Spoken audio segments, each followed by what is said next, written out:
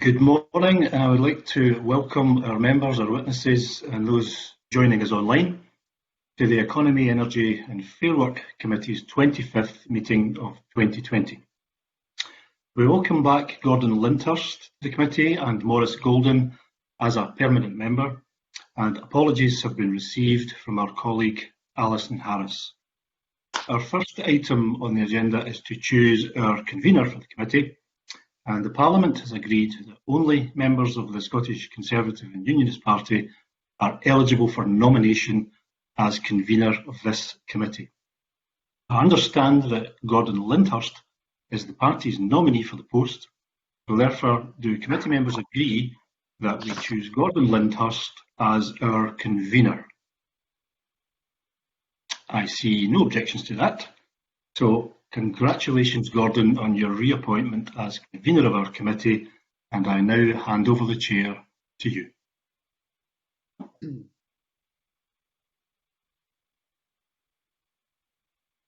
Thank you very much to the Deputy Convener for that, and thank you also to our now former members of the committee, Michelle Ballantyne and Dean Lockhart, MSP, for their work on the committee. It's good to be back to the committee. And if we could start with, first of all, agenda item 2, which is a decision on taking business in private. Do members agree to take items 6, 7 and 8 in private? I will pause for any objections. As there are none, I will take that as agreed. I now turn to item 3 on the agenda, which is the committee's inquiry into COVID-19, its impact on Scotland's businesses, workers and the economy. Our first evidence session on this, and I'm pleased to welcome our first panel of witnesses, who are Nora Senior, who is the chair of the Enterprise and Skills Strategic Board, and also Gordon McGuinness, who is the Director of Industry and Enterprise Networks for Skills Development Scotland. So welcome to both of you. If I might start with a question to Nora Senior, and that is if she could set out the measures that the subgroup report has recommended should be prioritised to minimise unemployment as a result of COVID-19. And I'll put that question to Nora Senior. The group formed on the 21st of May, just shortly after that, and submitted a report at the end of June.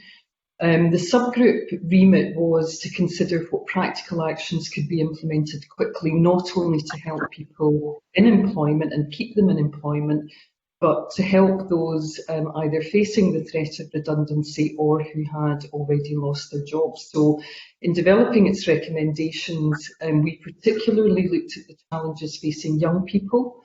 And alongside that, we looked at the strategic objectives of the Scottish Government, in particular the transition towards a net carbon zero economy and the importance of embedding fair work in the labour market.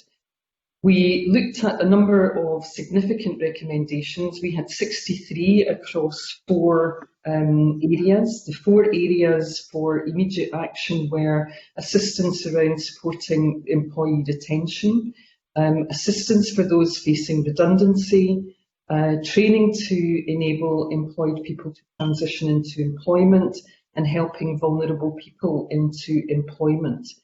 We looked at a number of areas, expanding the single portal to help businesses access the information that they required, integrating accessible support, creating a toolkit which we're working towards to consider more innovative business models and workplace innovations, embracing fair work principles, scaling up PACE, to offer proactive tailored support, so reshaping the PACE model, if you like, and supporting sectoral and regional specialist approaches using local authorities' insights and intelligence.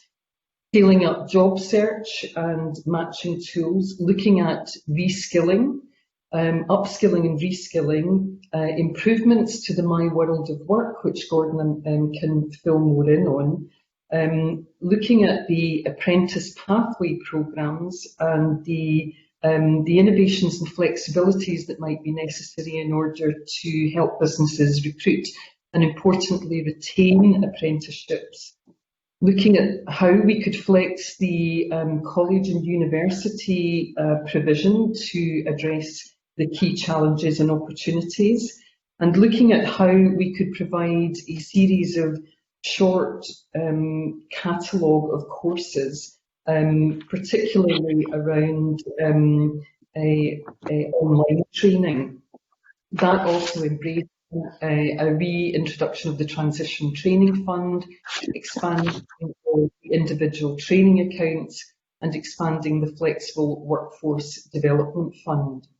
We also adapted the delivery of the Developing Young Workforce, and working alongside Rob Woodward, have looked at particular areas around workplace experience for under 25s. We're also reviewing additional measures for longer term unemployed under the same remit. So that's a very broad overview of the areas that we have covered, and happy to answer questions on those.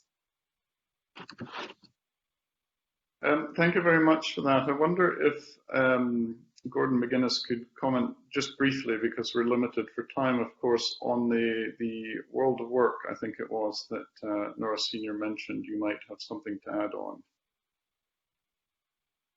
on. Thanks, Convener. Obviously, given the requirement for social distancing, we've actually tried to take as many of our services online and in a digital format, particularly around areas like PACE. Obviously, staff had been furloughed, so we've tried to create as much content as we can. So things like YouTube videos, for example, doing the broad introduction to PACE services. But we've also developed a facility we've called the Job Hub. And in the early days of the kind of pandemic, we'd worked with the Scottish Food and Drink Federation, who were concerned just around, they were obviously looking and had many short-term vacancies in terms of looking for additional staff. So we developed the Job Hub, a way that people could quickly indicate job vacancies. That's had something like 99,000 views so far. The number of vacancies has probably tailed off a little, but it was never our intention to actually go out and compete with the kind of private sector in terms of job vacancies. So the facility is there, and we can ramp that up and down as required. And we also created an online portal for free to access learning, particularly digital and ICT, and it's had over 185,000 hits into the service. We sign people off to other sites there, so our analytics in that are probably not too revealing, but as I said, it's had good traction, and that involves organisations like Open University, Microsoft, and others, and I think it was well accessed through people perhaps in the kind of furlough type schemes. Thanks. Thank you very much for that. We'll now move to questions from Richard Lyle. Thank you, Convener. COVID-19 will be a challenge for everyone, but maybe a crisis for young people. As we go forward, is there any evidence that employers are already recruiting fewer young people? And if so, what should the Scottish Government and its agencies be doing to address this issue?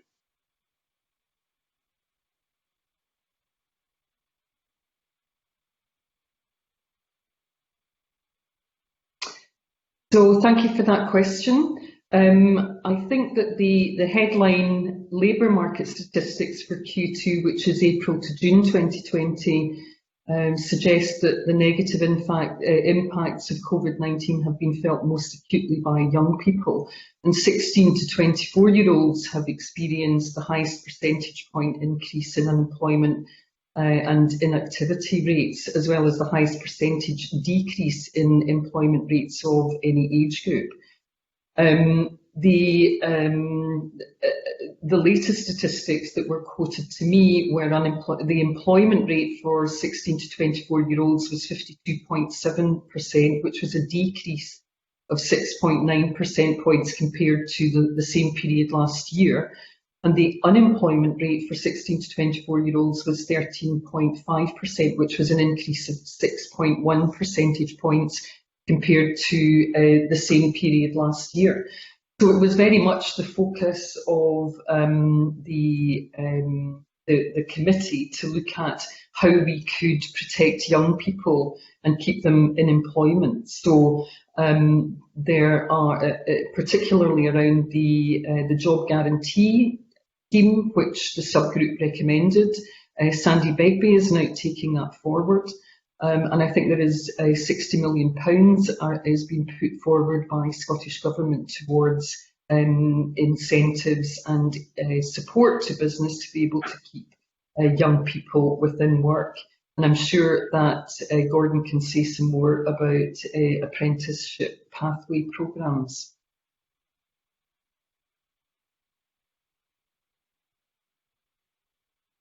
Gordon, have you any comments in regard to that question?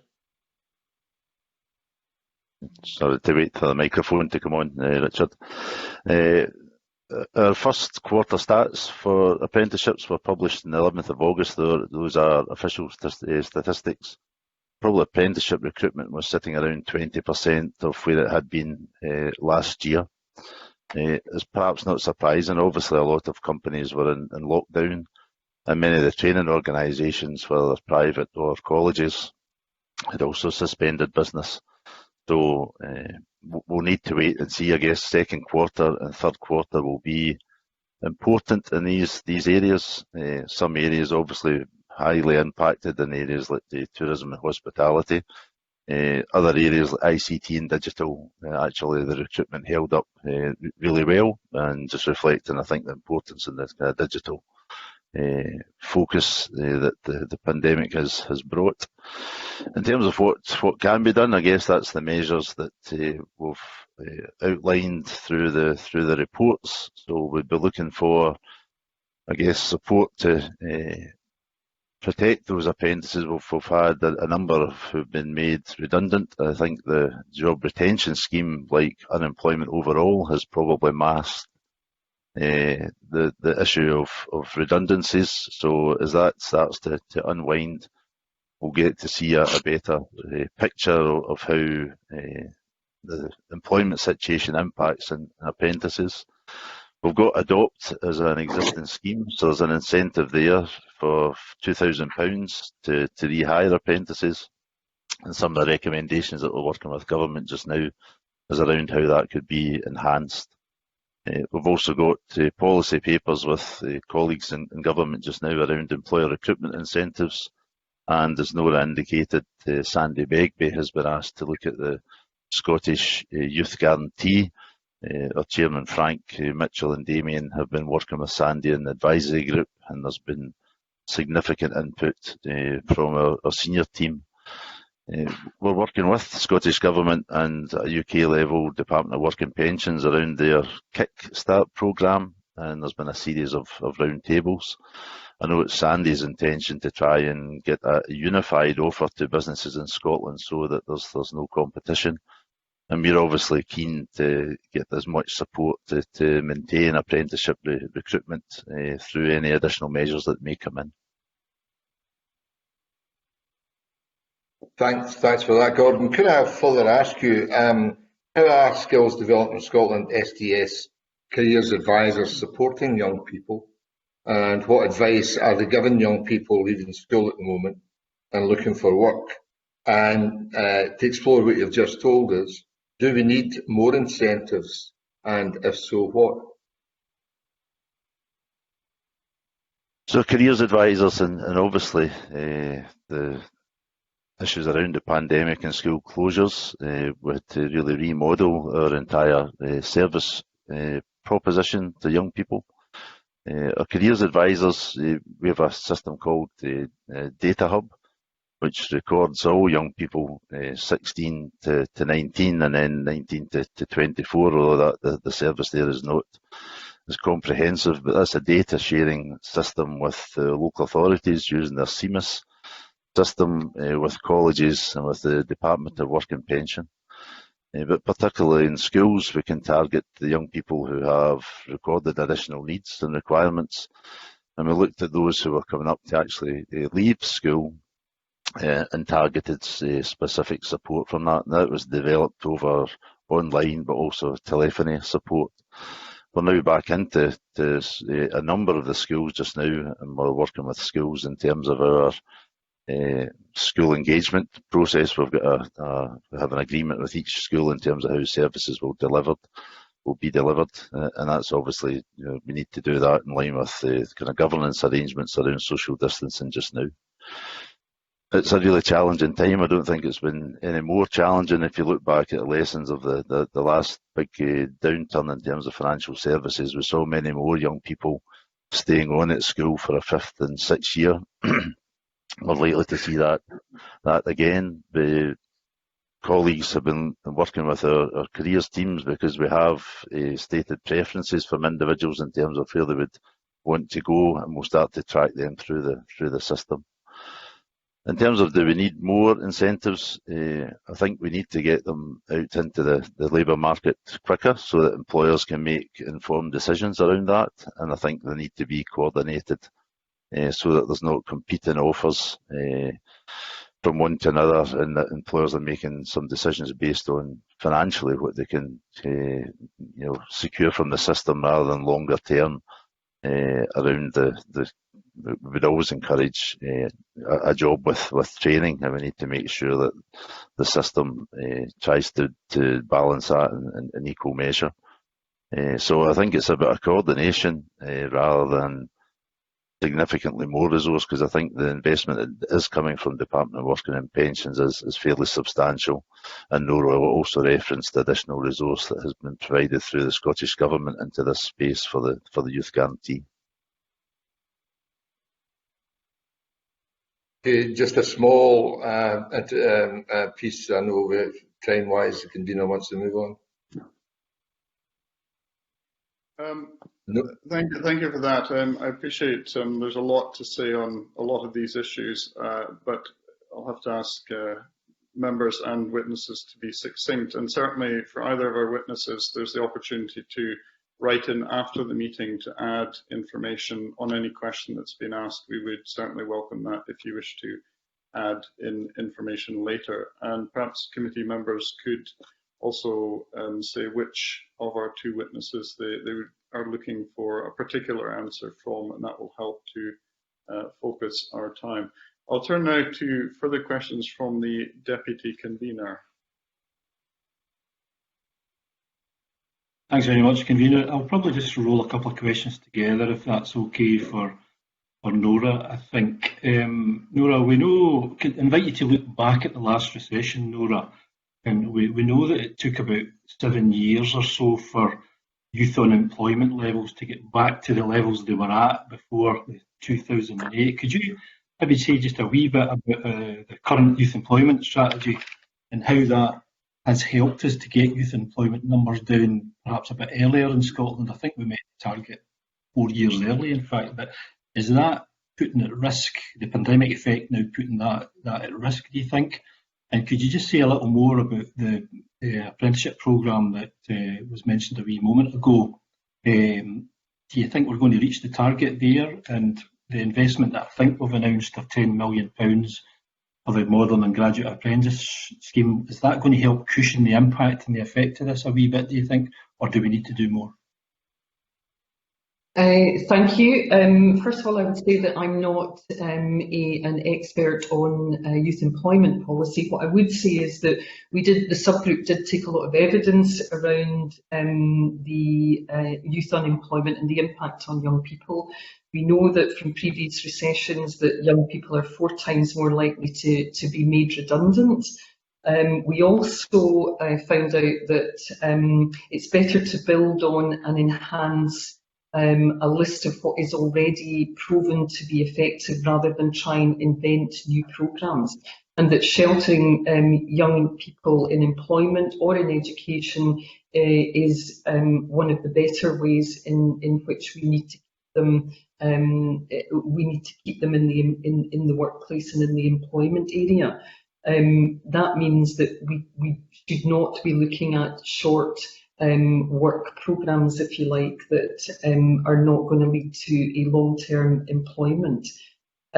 So I couldn't actually say whether or not the impact is going to be greater.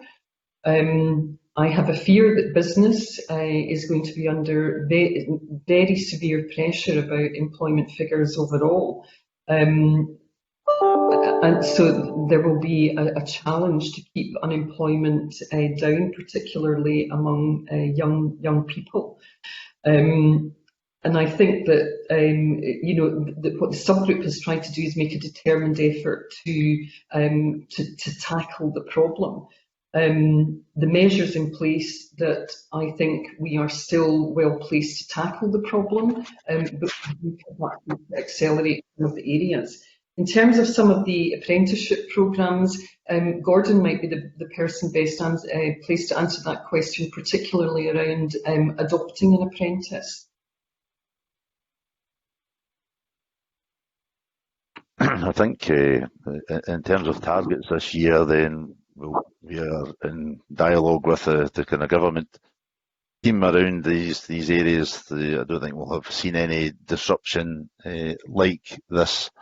And I think until, as I touched on earlier, the kind of furlough scheme is unwound, we won't see the impact when the numbers of apprentices are already in the system, and there'll be about 36,000 of those, but also on recruitment activity. I've been doing a lot of work in the aerospace sector. It's been obviously heavily impacted, but there some of the employers are saying we're not changing our plans for apprenticeship recruitment because they recognise that business will come back, and they've been plagued with skill shortages in the past. So there's positive signs there, and I know that Scottish Engineering have been doing some work with their members, and whilst investment in training has subsided, there's still a recognition that apprenticeships are positive.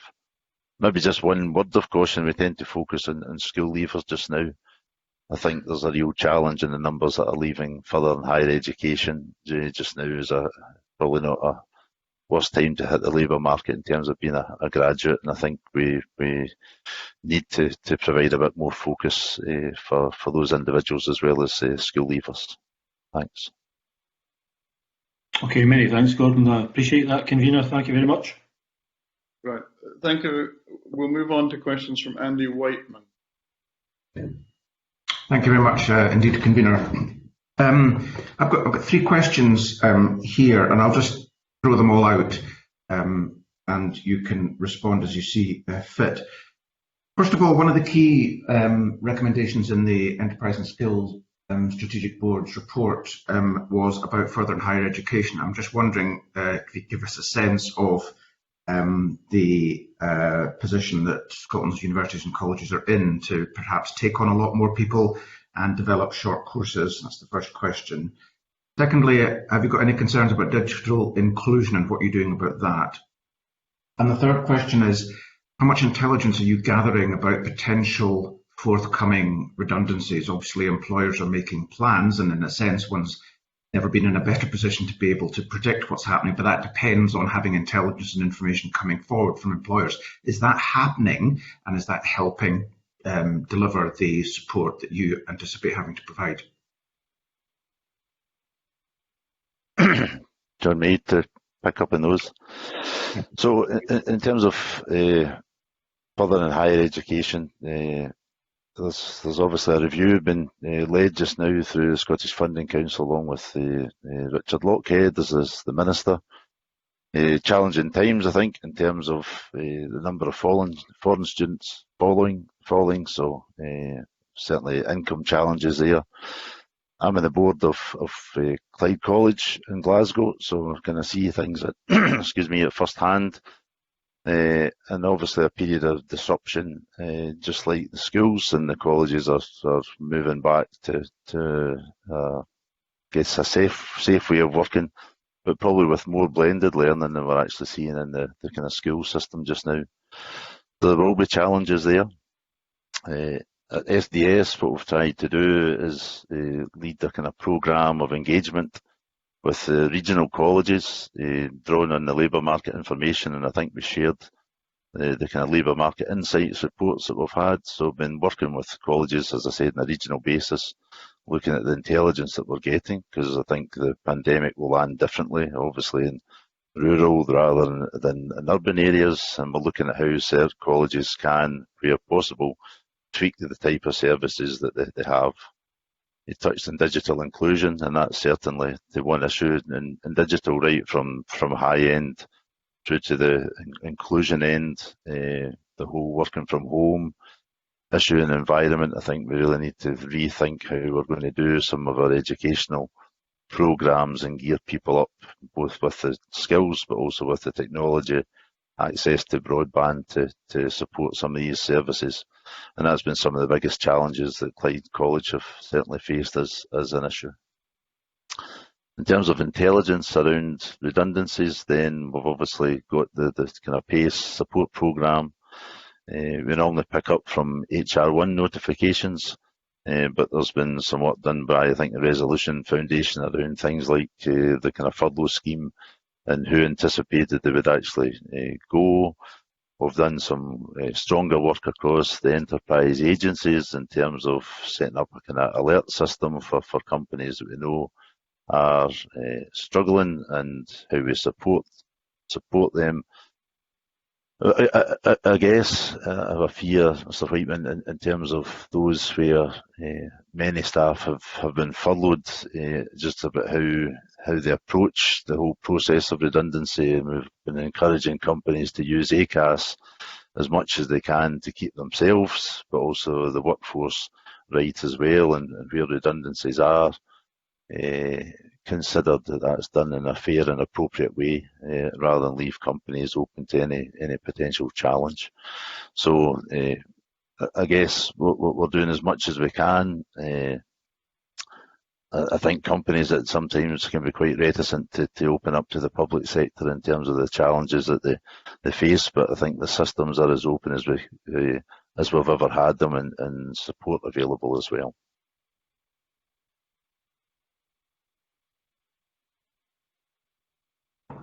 Does Nora Senior wish to add anything to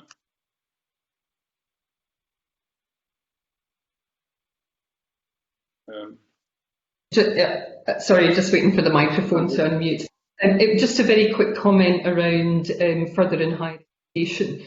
The colleges and universities have been flexing through the Workforce Development Fund their ability to be able to put on more short courses. Open University is also recording record applications, 675 for one particular digital course that they only had 40 places for. So the subgroup very much looked at colleges and universities being central to reskilling. We know that there is a demand for short, sharp training courses for those that are facing redundancy. Partnerships with business is also something that we're encouraging employers to co-design schemes so that we create learning areas that will lead to employment. And we've also asked collaboration for courses and join up across institution so that we ensure the maximum impact of any public spending.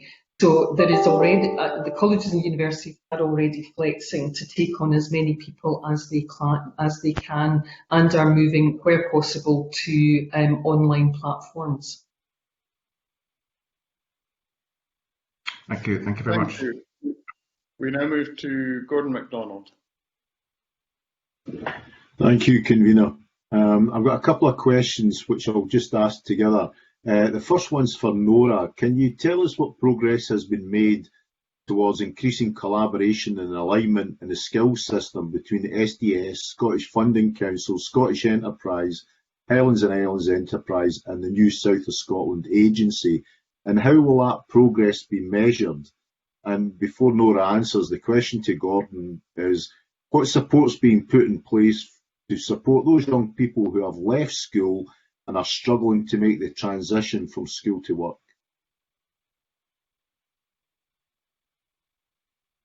Okay, thank you. In terms of the collaboration between the agencies, I think that immediately when the COVID pandemic became an emergency, the agencies created a joint working group, and many of the responses were created across the system. The enterprise agencies in particular were looking at sharing best practices, how they could deal with the volume of businesses seeking support.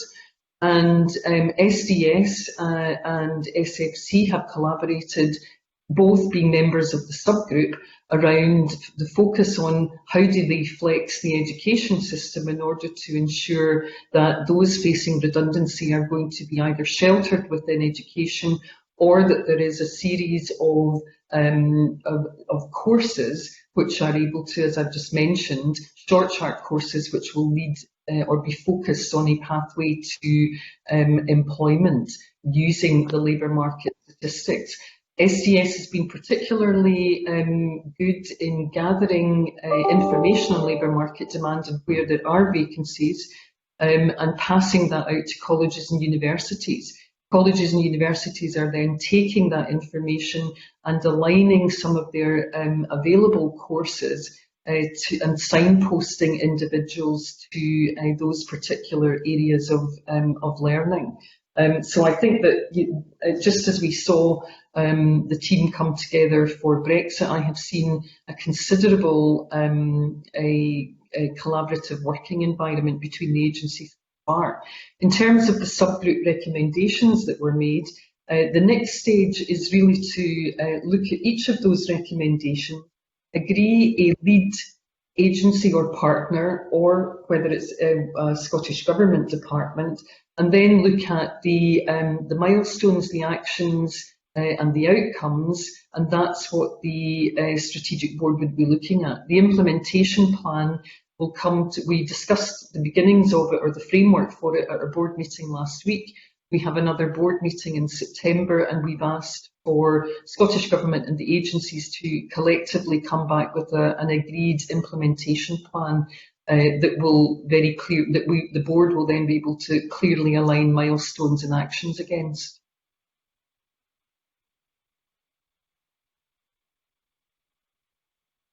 Hi.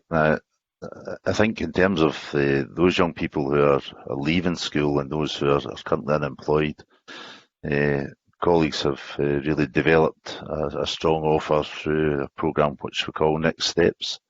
So that will look at young people without a positive destination who are school leavers, 15 to 18-year-olds, those who are already registered as being unemployed, and those who are care experienced, and I touched on earlier around the data hub that we have as an information resource. These young people are intensively case managed through a kind of transition programme. They'll be supported through either weekly or fortnightly coaching systems and services around career management skills, working with partner organisations as well, in terms of opportunities that are available. We're obviously starting to look at alternatives to the apprenticeship programme if there is a downturn there, and looking at pathways to apprenticeships. So working through the Scottish Apprenticeship Advisory Board that would help us set up and design new programmes, potentially with the initial phase at college, until we see more stability in the labour market, and then hopefully young people moving across and into the formal apprenticeship programme. So it's a mix of intensive targeted support to individuals, and that's already underway, and we have staff and resource designed around that, and we'll flex that as required in terms of the numbers that we see as being unemployed, and we probably see that as a priority service. Again, learning the lessons of the past I think one of the references would make the question earlier around what's different now through the wider Developing Young Workforce programme. The work and activities of partners and data sharing is much more slick now in terms of what it was at the previous recession. Thanks. Thanks very much. Thank you. We now move to Colin Beattie. Thank you, Convener. I'd like to turn to some aspects of local authority involvement. Now, some local authorities, in responding to our call for views, suggested that if there is a particular focus on the young, that this could in fact act to the detriment of other target groups. But do witnesses have a view on that?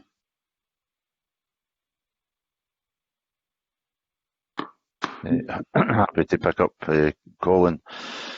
I think there was evidence in the last downturn that when the problem of youth unemployment emerged to the extent it was, about what happens can traditionally happen. All the artillery was swung around towards youth measures, and probably there were gaps in services for the over 25s.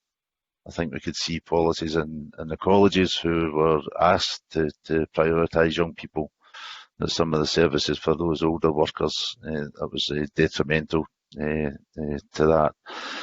I think we have systems now in place, and as I said, we've shared access to our labour market insights, where we're using data much more effectively to monitor how recessions and growth plays out and where support is required. I think for the over 50s and for females and those who are disabled, and I think we need through this process to have a very strong focus on the types of support that are required, and probably do more around the kind of diagnostic work.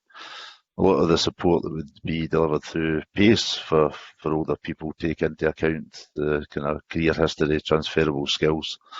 But there's a number that will have been displaced from the labour market that will require, I think, enhanced support. And I think probably we need to also think around some financial stimulus as well. I think that's, if all incentives were targeted at young people, I think that could have a negative impact on older people progressing back into I would say not just entry-level jobs, but back into employment.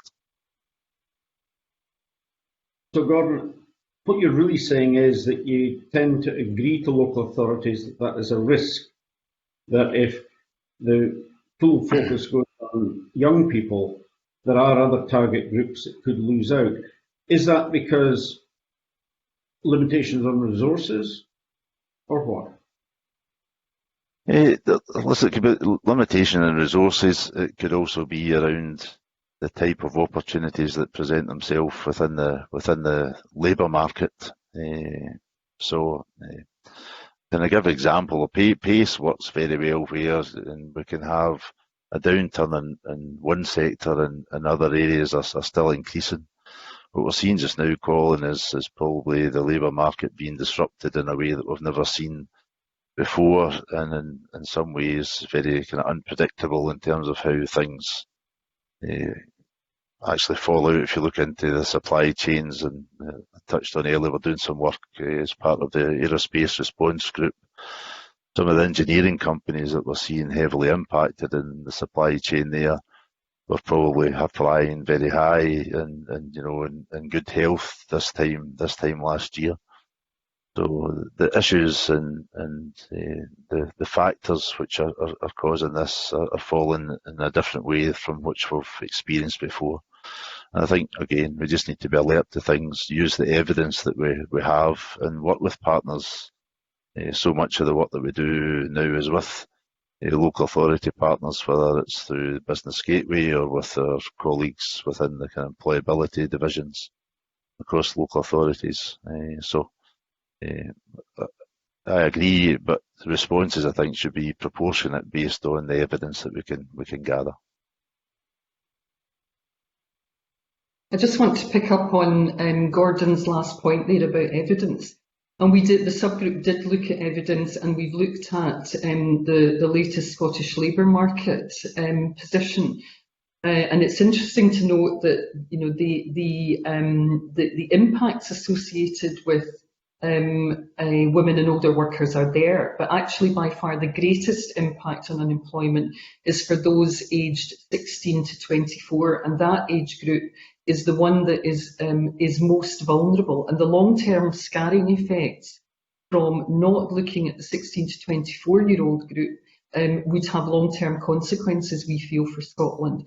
So it comes down to priorities, and what we've seen so far is that we did expect labour market outcomes for women would be impacted more than men, but the early evidence is showing that actually women have had a smaller reduction in unemployment, lower rates of furlough, lower reduction in hours worked than men, but that may be partly because many women are insulated from job losses at the moment because they have high employment in education and healthcare, whereas men have high employment areas in construction. So our focus and our recommendation from the subgroup was we do need to focus on young people, because the long-term scarring effects on that group would be very detrimental to the country and the recovery to the economy. Would I be correct in saying, just one last point on that, would I be correct in saying, based on what Gordon's been talking about in terms of having improved tools, improved data and so forth, which perhaps we haven't had in previous times, would I be correct in saying that any focus on young people that appeared to be acting to the detriment of other target groups, we quickly know if that was so, and we'd be able to respond to that? Would that be correct? Yeah, Gordon, you can say something about SDS, but in essence, yes. Yeah, I think so. We just need to be alert to it, and as I said, we're looking at this very much on not just a national basis, but a regional basis, and how it lands, and looking at impacts across urban and rural areas. I think there's a lot of evidence around this landing differently within the kind of rural economies. So yeah, but I think we need to be very alive to changes in labour market dynamics.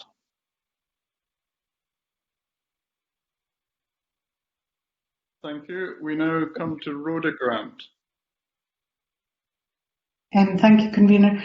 Just to follow up on that, I was quite interested to hear what you were saying about women being impacted, because my understanding was unemployment with women risen by 50%, which shows them to be really heavily impacted.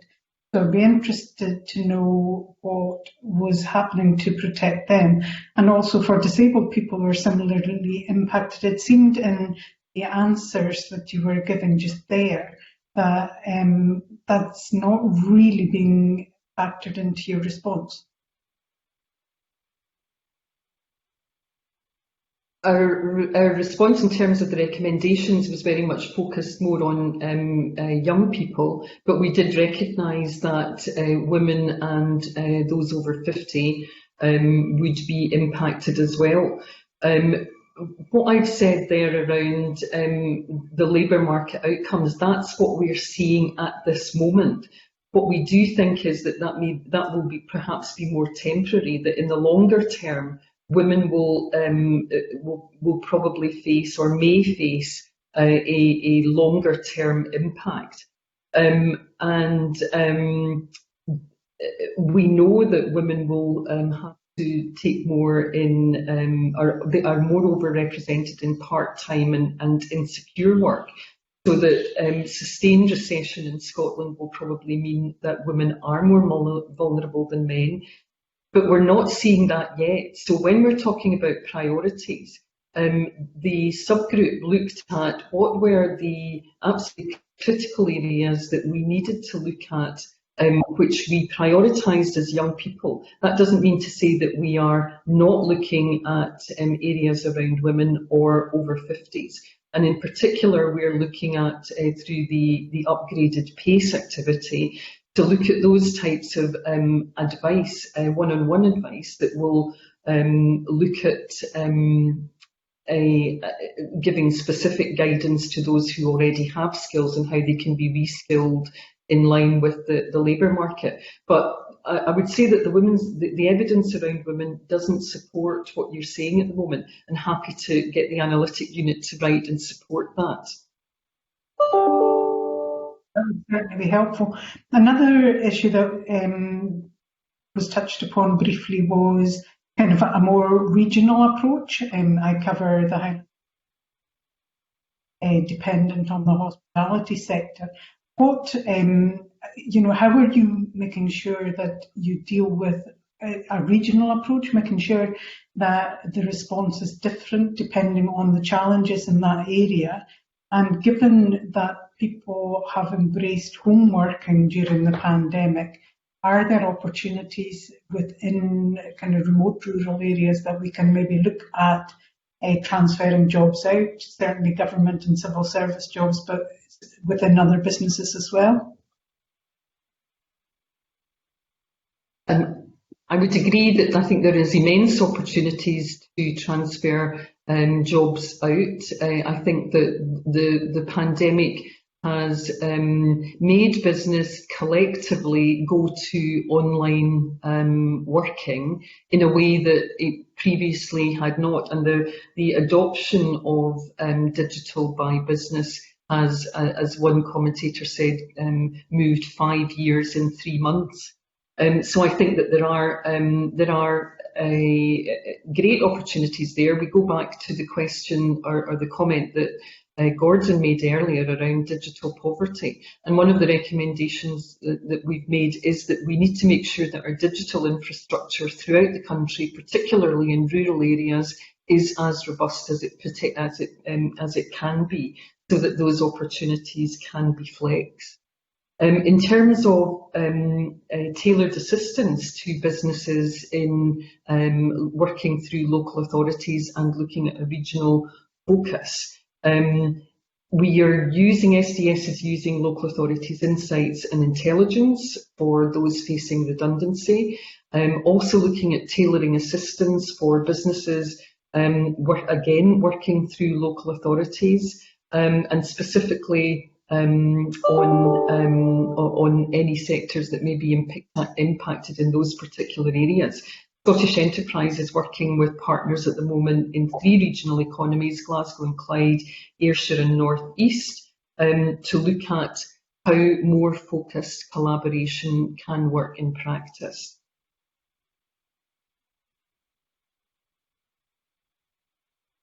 I think Gordon also. Yes, Gordon McGuinness. Yeah, just in relation to the tourism side on a regional basis, Rhoda, we've been working with Mr. Ewan and Mr. Hepburn around the kind of the tourism recovery task force that was set up by industry. So both SDS, Highlands and Islands, Scottish Enterprise and South of Scotland have been active participants in that, and we're also working jointly on the TEL recovery programme, which I think is a further £14 million in terms of funding.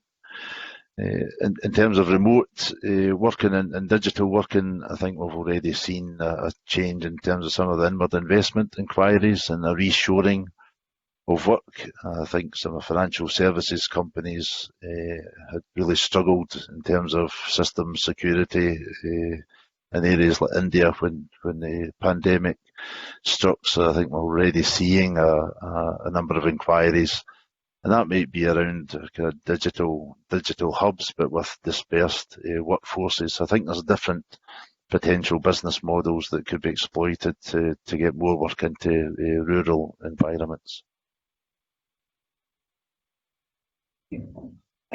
Just very quickly, is there work ongoing to encourage businesses to do that? I think businesses themselves will be seeing that there's advantages in terms of more flexible working patterns, hours of work, don't have the necessarily have the high cost of maintaining buildings within city centres. So I think kind of business logic will drive some of these models where it's appropriate. But I think in areas like financial services, and I'm not necessarily just talking about the entry-level jobs. I think there's the ability to do some pretty sophisticated work if the models are right. Thank you. We'll now move to Maurice Golden. Thank you, Convener. My questions are around the Scottish Job Guarantee, and I was wondering what role Skills Development Scotland and other agencies should have in delivering this, and where in practical terms is this in terms of delivery? Well, this is the work that Sandy Begbie is leading, and kind of referenced the work earlier. So Sandy had established a small advisory group. Our chairman and our chief executive have played an active part in that, and I understand that Sandy's recommendations are in a kind of final stage to go back to government as kind of independent recommendations. I think he's keen, I touched on earlier, to unify service offers as much as we can. So that would be making most of the resources that would be coming through DWP's Kickstart programme. And as Nora said, learn the lessons of what has worked in the past. Know that Sandy's also had a strong interest in terms of the inclusion agenda, kind of government policies of no one left behind, and again, I referenced it before, we've made a kind of significant contribution, I think, through the development of the data hub. And I think part of the work we'd want to do is to try and see that data sharing process extend further through Department of Work and Pensions and HMRC, so that we get a very comprehensive picture of young people up to the age of 25, and I think through developments of that nature, then we can put a very kind of robust system in place. But as for the details of expenditure, I think those are still to be settled. I think SDS would stand ready to play whatever role government would want it to play. I understand some of the Kickstart type discussions at a UK level can mean that the employers can go into a direct contract with the Department of Work and Pensions, but I know that discussions are still taking place in Scotland as to how the collaboration between the UK and Scottish resources can be managed.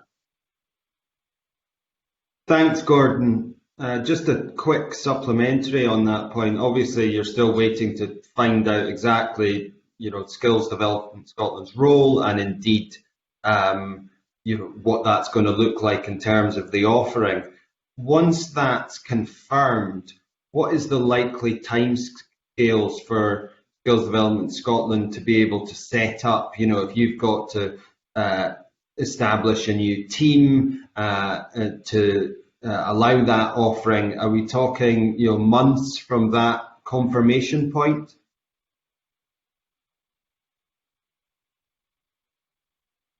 Will be central to delivery. I think we'd be delighted if we are, and I don't think we can wait months. I kind of touched on earlier, we need to have initiatives in the field and employers making informed decisions about how they recruit and train, develop young people. So government will be as ambitious to do that as we are.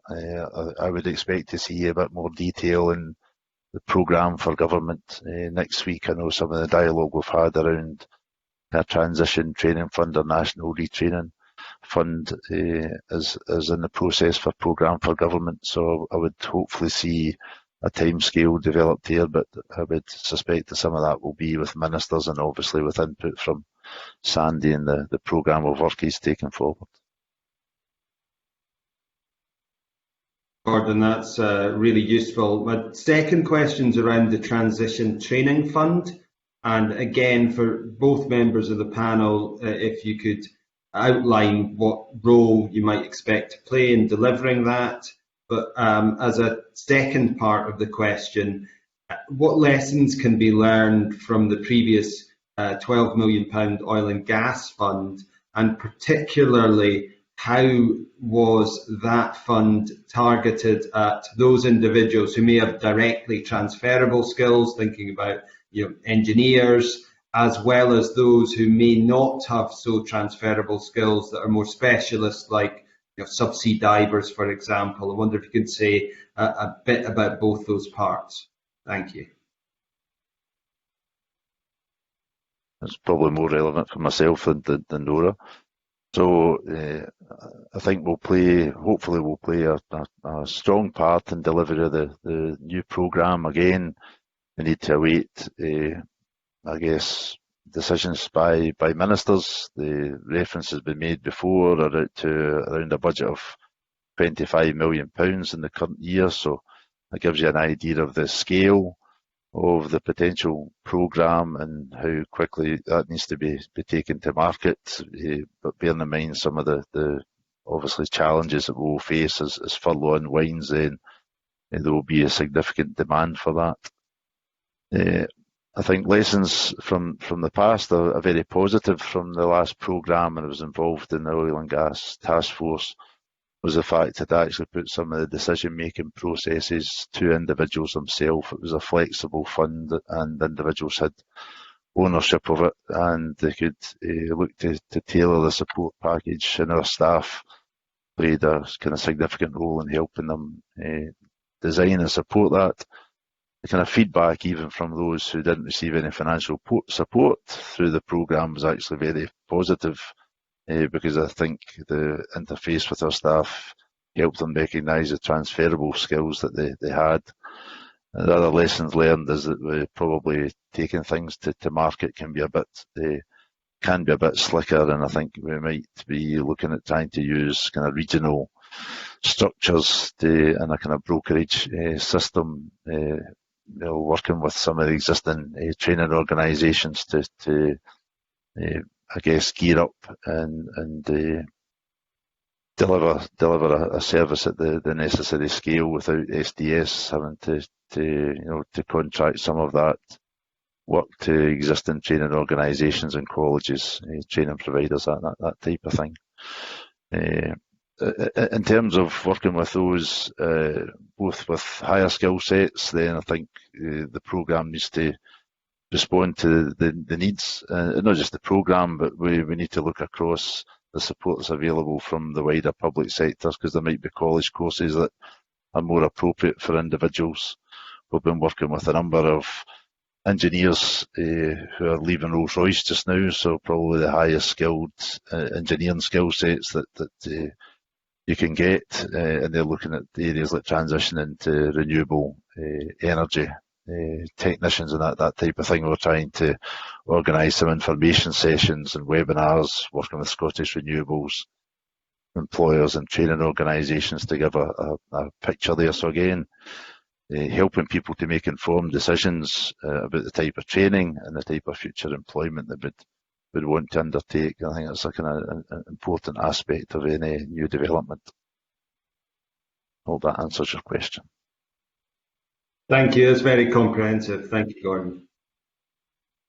Thank you. I think there's a final question for this session from Gordon MacDonald. I'm not sure if he covered all he wanted to. No, he doesn't have anything further to ask. Well, that's excellent. If there are, I think, no supplementaries at this stage, we will have a brief suspension before we move on to the next panel of witnesses. May I thank both of our witnesses, Nora Senior and Gordon McGuinness, for their evidence today. Thank you, and we'll now briefly suspend. So, welcome back. We now move on to item 4 on the agenda, which is evidence on the bill, Heat Network Scotland Bill at stage 1. So again, I will ask members to put their questions to our witnesses. And our witnesses for this part of today's session are, first of all, Dr. Paul Mosley, who's the Associate Director of the Scottish Futures Trust, Charlotte Owen, who's the Policy Manager at the Association for Decentralised Energy, and also Dr. Keith Baker, who is a researcher with the Built Environment Asset Management Centre, or BEAM, I think it's known. So welcome to all three witnesses. Now, may I ask, first of all, are witnesses content with the consultation process and the development of the bill thus far, or are there matters that they would have liked to have seen included in the consultation process or which might have been omitted? Now, I should say that we are limited in time, so I'd ask both committee members and to be succinct in their questions, and also witnesses to be succinct in their answers. There is the opportunity for you to write in and give further evidence in writing following this session if you feel there are any points that you haven't been able to sufficiently cover in your answers. So we'll go to the witnesses now. I'm not sure who would like to answer or comment on my question, first of all, about the consultation process and development of the bill thus far. There is a chat function to indicate interest in coming in. Charlotte Owen, I think, has indicated she would like to comment on that. Charlotte Owen. Thank you. Yes, so just to confirm that the association is very content with the process of engagement so far, and we feel that there has been a very adequate consultation process with industry and external stakeholders. All right, I think Paul Mosley would like to come in as well. I would echo that. I think it's a really important piece of legislation, and it's the result of several consultations that have led up to this point. So, and it includes everything that I would expect to see in this type of legislation. No disagreement with that. I think Dr. Keith Baker, have you managed to comment at this stage? Yeah, generally okay with the consultation process, but this applies more widely to Scottish Government. Where people are responding, you have who could potentially benefit through contracting. I think this needs to be made more clear, not only in this process, but in a lot of the energy efficiency consultations that we've seen. I am conscious that somebody else who's giving evidence today is from an organisation which is part of District Heating Scotland. No problem with their organisation specifically from what we know so far, but I think it would be helpful to members of the public where people are giving evidence for them to be aware that you know, some organisations will stand to gain out of this process. I'm not one of them. Well, thank you for that. I don't know if either of the other witnesses wish to comment on that point about whether or not they are in any way standing to gain, or their organisation, from the process in particular. If neither of you wish to comment, we'll now move on to, yes, we'll move on to a question from Richard, Paul Mosley, I think, has said he's happy to comment on that. Paul Mosley. Yeah, just to clarify, District Heating Scotland is the Heat Network Partnership for Scotland, which was established by the Scottish Government in 2013 and is a virtual organisation to coordinate support from across public sector agencies for the development of heat networks in Scotland. Scottish Futures Trust is a member, a partner of that, of District Heating Scotland, the Heat Network Partnership, but we don't stand to gain from anything that's in this bill. All right, thank you for that clarification. We'll now move on to a question from Richard Lyle. Thank you, Convener. The Heat Network Scotland Bill was introduced in March 2020. Provides a regulatory and licensing system for district community heating to accelerate its use in Scotland. Nowadays, we often hear the slogan heating or eating. Can I ask the panel how the definitions and the bill as a whole could be future-proofed to include emerging technologies, for example, sea-source heat pumps, shared group loops, to bring value heating systems to houses in Scotland? Charlotte Owen. Thank you very much. That's a really, really important question, and certainly the question of fuel poverty is something that we must consider when we look at any sort of energy legislation. One of the ways that the association is proposing that the definition of a heat network could be future-proof to ensure that it covers emerging technologies is to include the phrasing production, capture and/or upgrade. This is to recognise that it is not always necessarily coming from what we traditionally understand as a source of production, but actually could be where we're using a heat pump to upgrade a source of, for example, waste or ambient heat from an industrial process or from, for example, the sea.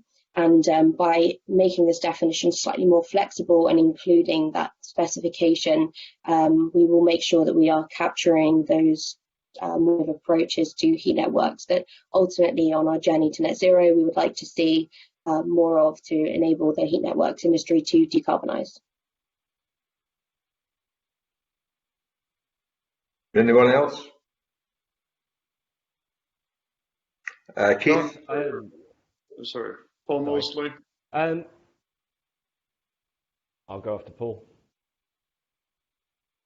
Say that heat networks are entirely agnostic as to the where the heat is coming from, which can be from a variety of technologies. It can be recovered heat from the environment, can be waste heat given out by industry, can be heat generated from a range of sources. So essentially, district heating is a network of pipes taking heat from a place where it's produced to a place where it's needed. And so it's possible over time to switch in and switch out new sources of heat as lower carbon and cheaper sources of heat become available.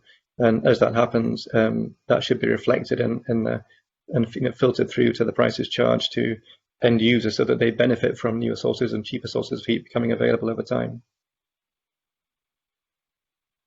And I think Dr. Keith Baker, sorry, I think you wanted to come in on that as well. Yes, please. I'll try and make 2 points quickly. The first of all is the committee will be aware that myself and two of my colleagues emailed the entire committee with some reports, and we would strongly urge you to read particularly the Just Warmth report and the Carbon Free Poverty report, where we talk about multi-technology district heating systems, including the incorporation of thermal storage. This has been pioneered in Denmark by Ramboll Limited, who are the world leaders in what they do. I've raised this with Scottish Government civil servants before, and the planning for a multi-technology system along these designs largely seems to be ignored. I commented in the National and I was told, oh, it has been considered, and I won't go into the details of that because it would take too long. But I would strongly urge the government to become very, very aware of this technology. It's bringing costs down to 30 to 50 euros per megawatt hour in Denmark, and it is an absolute game changer for district heating. The other quick thing is on the demand side. We're currently using energy performance certificates to calculate or assess demand in local areas. Now, myself and others have written consistently on this. We've got a dialogue going with Kevin Stewart at the moment. We need to dramatically change the way we produce EPCs. Otherwise, we're going to end up undersizing or oversizing district heating systems. And that will either mean that the poor aren't served with sufficient heat, or they're paying too high costs because the heat that can't be sold will be passed on as part of standing charges. EPCs are a critical flaw in Scottish Government policy making on energy. Keith, do you not think that basically we have to introduce interest construction companies to bring these sort of things in? Just a quick question, convener. Certainly. Keith. Sorry. Can you hear me? Sorry, could you say that again? The loss. Sorry, can you hear me now? Yes. Hello? Yes, we can hear you. Okay. I would, as I put in the email I sent to committee members, I would get on to Ramboll, who are, I say, they've developed most of the world-leading district heating systems in Denmark, and I would actually, question them as hard as you possibly can and get them involved in the process. I'm not associated with Ramboll commercially. We've done some work together in the past, but they are world respected as the best guys to do this in the ground. And if we are going to get Scotland as a world leader, it's that sort of international expertise that we need to be accessing. So yeah, I'd certainly agree with the comment generally. Thank you, convener. Thank you. Maurice Golden. Thank you, Convener. I would like to ask the panel whether there are likely to be any practical differences between the Scottish Government or Ofgem as the licensing authority, and is there a preference as to who the licensing authority should be?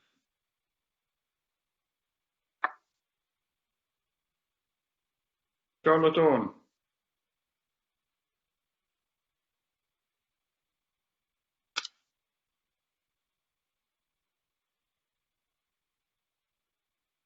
Thanks. So I think from the association benefits way that the bill drafted has built in a lot of flexibility for the decision around who should be the licensing authority to evolve over time. I think it's important to recognise that the point of the bill is to stimulate market growth as well as drive good consumer outcomes and support decarbonisation.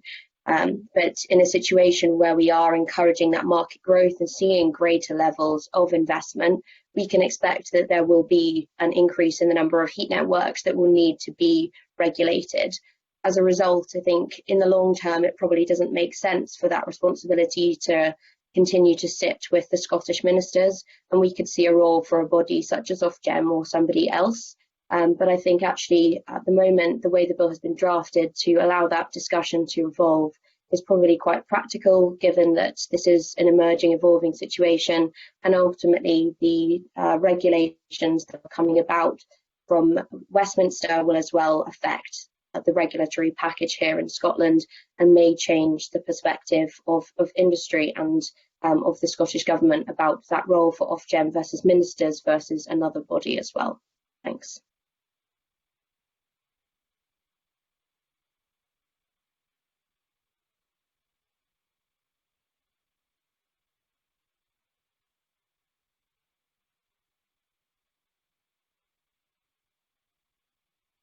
Is Dr. Baker, can you hear me? Very quickly. Yes. Yep. Can you hear me? Yes, if you want to come on, yes. Yeah, sure.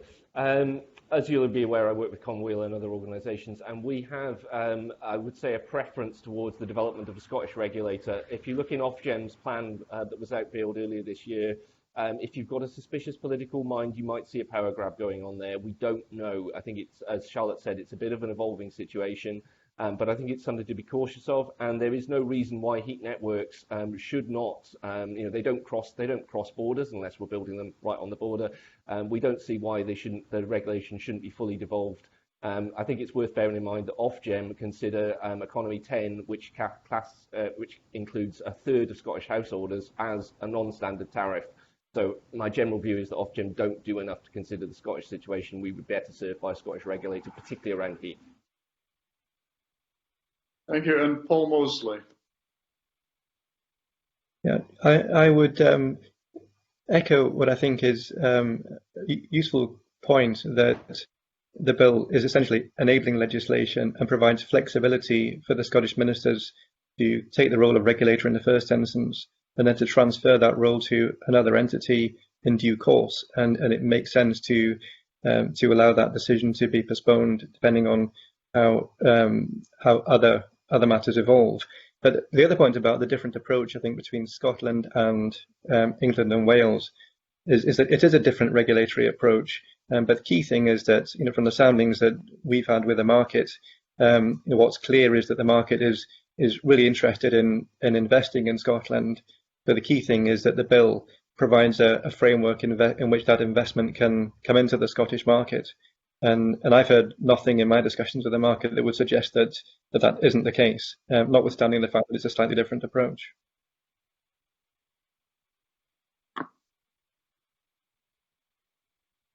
Just as a follow-up, are there any practical differences between the licensing authority as set out in the face of the bill and or a regulator as set out in the policy memorandum?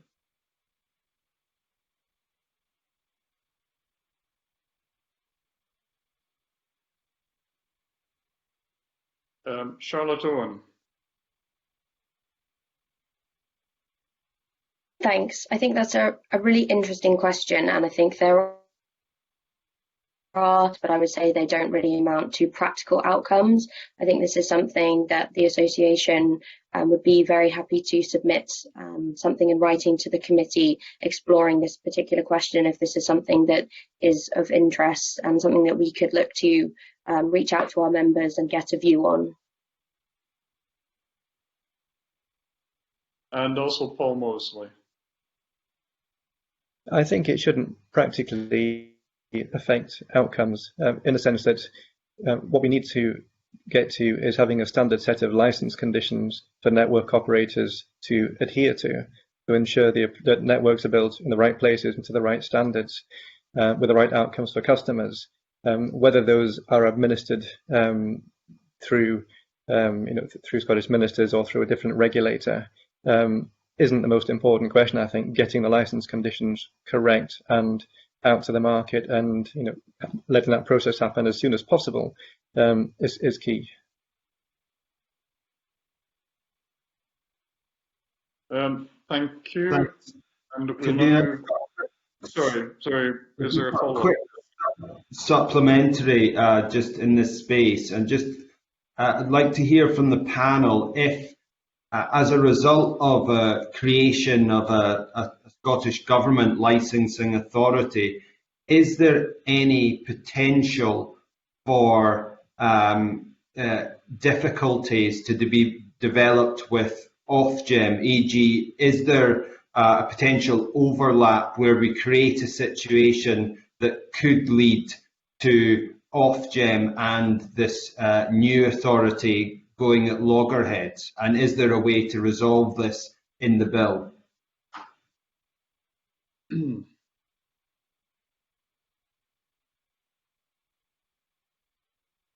Perhaps Paul Mosley and then Charlotte Owen and also Dr. Baker, I think, wants to come in. Paul Mosley. I think it's early days to envisage that kind of difficulty between regulators. I think the approach taken in the bill is correct insofar as it provides flexibility for the choice of regulator, and so yeah, I'm not quite sure that I see a situation that couldn't be resolved in the future through the flexibility that's inherent in the bill as it's been drafted.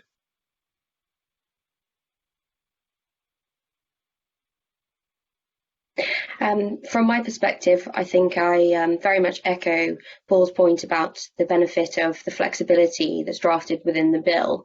I think in general, there is going as far as, I think it was figureheads that was used, but I think that there are opportunities that we can pursue to make sure that that tension doesn't happen. I'm aware that both the Scottish Government and the Department for Business, Energy and Industrial Strategy teams are having ongoing regular communications to consider this, as well as industry are also factoring this in when they too are engaging on both the Scottish Government bill and the discussions in Westminster. And I think in general there will be a role for having ongoing discussions and communication to ensure that these tensions are out. But I think in general the two administrations are working well together, and this is not something that should be considered an ongoing issue.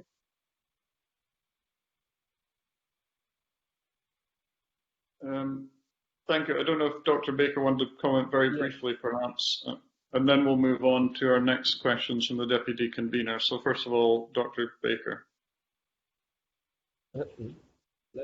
Very quickly, I think the key words are we need a different approach, and I'd like to see the body, as it may become, an increase in scope to look at things like fuel supply chains, and those are the sorts of things that we may want to be regulating, to consider things like stopping unsustainable biomass getting into the system. I don't see those wider aspects as something that Ofgem would likely consider based on its activities in the past. So I think as part of an evolving role, we could scope out something really quite different for Scotland.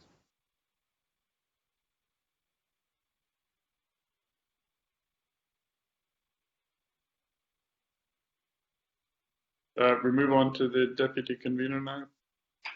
Okay, thanks, Convener. My question is about technical standards. One of our previous witnesses identified the lack of standards led to the potential for the industry to be a bit like the Wild West. That was one of the comments and evidence that we had previously. First of all, do you agree with that? And should we refer to technical standards in the face of the bill or detail them in the bill? And who should look after the technical standards that we deploy in this area? Should it be the licensing authority, or should we try and firm it up a bit more in the bill? Just to get your views on that. And perhaps if Keith could, he was telling us about the Danish model there earlier. How do they do it in Denmark? Keith, I'd be keen to hear how technical standards are defined and protected there too, so that we can learn something from that country. Certainly. Dr. Baker. Yeah, thank you for giving me the opportunity to come in on that. As I put in the email to the committee members, we've been in talks with the Danish Embassy, and we're more than happy to facilitate some knowledge exchange with the Scottish Government. The Danish Embassy are keen to do that. The way that Denmark has developed, the reason it's a world leader in district heating is their history goes back to about 1901 in Copenhagen. And what they introduced in 1979 was the Heat Supply Act. And we think this is absolutely critical as part of the bill, that something along the lines of a Heat Supply Act will need to go in. That's been absolutely critical to the Danish success, starting off from where they come to where they are now. Technical standards, we would absolutely want to see scrutiny by the professional associations, the likes of the Institution of Civil Engineers, the Institution of Mechanical Engineers, the building professional associations as well, and they should scrutinise and actually oversee the technical scrutiny of all aspects of developing district heating, right from the top to working with local authorities on the ground to actually get them developed. And I think that's been a critical omission in a lot of Scottish Government energy policy so far, partly why we've ended up with EPCs being EPCs. Just a brief word from Paul and Charlotte. I think local authorities have a key role to play in the consenting process for heat networks. So the licensing system will establish an operator as being a fit and proper person to operate and construct networks. But so that is a single point in time application process, after which an operator is then licensed. But they still need to apply for a consent to operate a particular scheme, and the local authority will have a role in that. And the key point there is to ensure that the outcomes for that scheme are consistent with the local authority's desired outcomes for decarbonisation of its area, so that they make an appropriate contribution to decarbonisation objectives. And part of the consenting process will be ensuring that technical standards, which are currently evolving, they're currently a voluntary code of practice, but are still in development. But the consenting process should allow local authorities to say that in order to be granted a consent, then you need to adhere to a certain set of technical standards for the construction and operation of the network.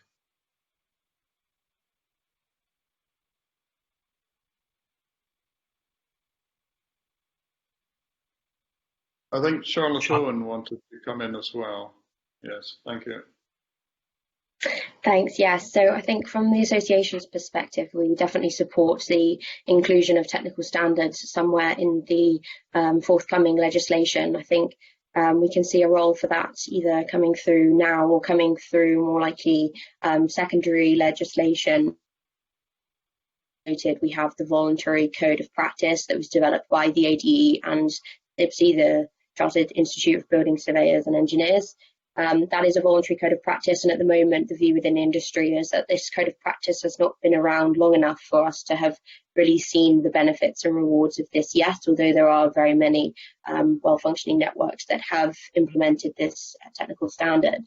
At the moment, both the Department for Business, Energy and Industrial Strategy and the Scottish Government are exploring the introduction of a product specification or British standard for heat networks in the UK, and this is an evolving discussion. So I think there is some clarification that is yet to be seen about how exactly these technical standards will fit in with the forthcoming legislation. But I think we can definitely see a role for technical standards to be included to boost those consumer outcomes that we want to see more of, and to encourage decarbonisation and more efficient networks. Good. That's lovely. Thanks very much, Convener. Thank you. Andy Whiteman. Thank you very much, Convener. I just want to explore some of the processes around licensing and consenting. Obviously, licensing, consenting are key gateways to operating heat networks, and indeed they are valuable business assets. So Section 11 on licenses sets out the process for a revocation of a license. There are no regulations proposed there, so the circumstances in which revocation of licenses will be undertaken will be as set out in the bill. There's also no appeal process to that. That contrasts a little bit with Section 24 on consents, where the revocation takes place in circumstances set out in regulations. So in other words, there's future flexibility for how consents will be withdrawn.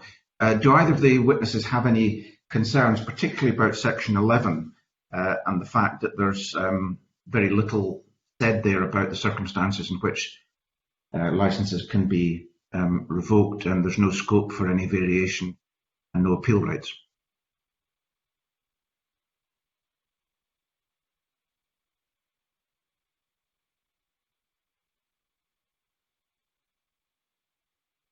I think all three witnesses want to come in, so first Paul Mosley and then perhaps Charlotte Owen, and followed by Dr. Baker.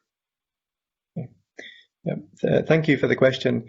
I think there does need to be a degree of consistency in relation to the terms under which either licenses or consents, or indeed permits under Part 4 of the bill, could be revoked. That's a question of fairness for operators, and in particular where private operators are making substantial investments in heat networks, then they need to have certainty, as do any third-party finance providers, as to the terms under which licenses will be granted and administered, and could be modified and in extremis revoked. So I thought that the bill dealt with that, but I think it's a good point. So in relation to licensing, I would expect there to be a system where there was an appeal process for operators who were threatened with having their license revoked, and that would be a normal process for licensing, which would apply to any utility. It would be nothing different for this sector.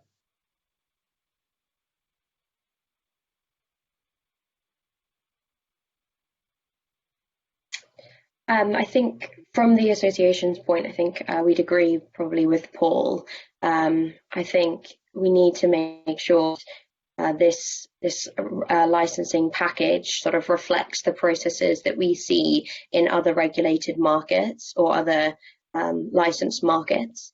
That said, of course, there are differences between the heat networks market and the gas and electricity markets that must be recognised. I think in terms of the revocation, there is always a balance to be struck, but we must always be considering the outcomes for consumers. This is ultimately the most important thing that we must consider. And I think as drafted, the bill does still leave very much scope for an ongoing process of discussion and an ongoing process where heat network operators that are being challenged with potentially losing their license are expected to sort of engage in an ongoing dialogue with the licensor to try and improve the situation. And that is very much welcomed. But I think I could see a need for an appeal process to be embedded, and whether that needs to be done through this primary legislation or through secondary legislation, I'm not so sure of. But I think it is a fair challenge on the need for some sort of appeal process. Ultimately, with the consideration that as a principle, we must always be considering what is the best outcome for consumers.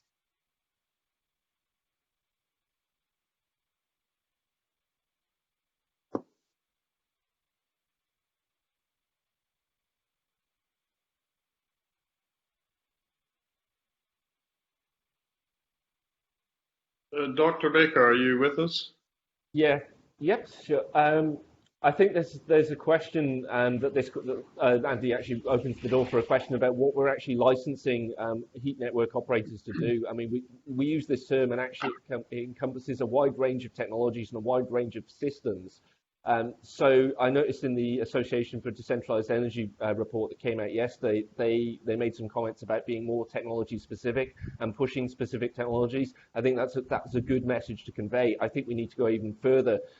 We've got a very, very nascent industry at the moment, and I worry that some of the conditions in the bill, as we put in our written evidence, are in danger of damaging it.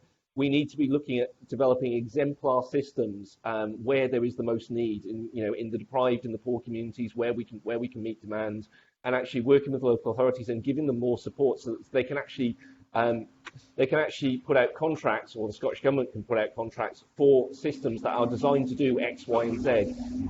There's not, as Andy kind of commented, there's not a lot of detail on this in the bill, and I think there needs to be more detail as regards to the strategic planning and the sort of systems that we are going to be putting in which communities. And that way, when an operator is operating, they will have a much more focused set of licensing conditions under which they will be operating. Thank you. Thank you all for that. I've just got one further question. I want to pick up on a comment that Paul Mosley made just a moment ago in response to a previous question. You said, Mr. Mosley, that local authorities have a key role to play in consenting, and yet sections 19 and 20 of the bill, which are about the granting of consents, give that power to ministers, and local authorities have no role whatsoever. So I'm just wondering what you meant by that. Yeah, my understanding is that that there is flexibility, and that local authorities will have a statutory duty to create a local heat and energy efficiency strategy, which is contemplated not under this bill, but that will be introduced by a separate piece of legislation. That will involve a duty to look at the building estate across the local authority's administrative area and to identify zones for heat networks and other heat decarbonisation technologies. So then local authorities may tender opportunities in those areas for people to come in and operate heat networks. So my understanding was that they would be involved in that consenting process, or that Scottish ministers could also issue consents. And I think the bill initially sets the Scottish ministers up as being the process, the entity that would initially award consents, but I imagine that local authorities would have a direct role in that, probably more than a consultee, but they would probably be involved in that, exercising that power in some way too. Okay, well, I'll leave it there. I mean, I think you're correct in terms of the kind of permits and zoning, but consent as well. But I think maybe one of my colleagues is going to follow that up a little bit more. Thank you, Convener. Thank you. We now move to questions from Rhoda Grant. I wonder if the witnesses think that fuel poverty is adequately taken into account in the process, especially at the initial stages, given what was said about excess heat and cost to clients and customers.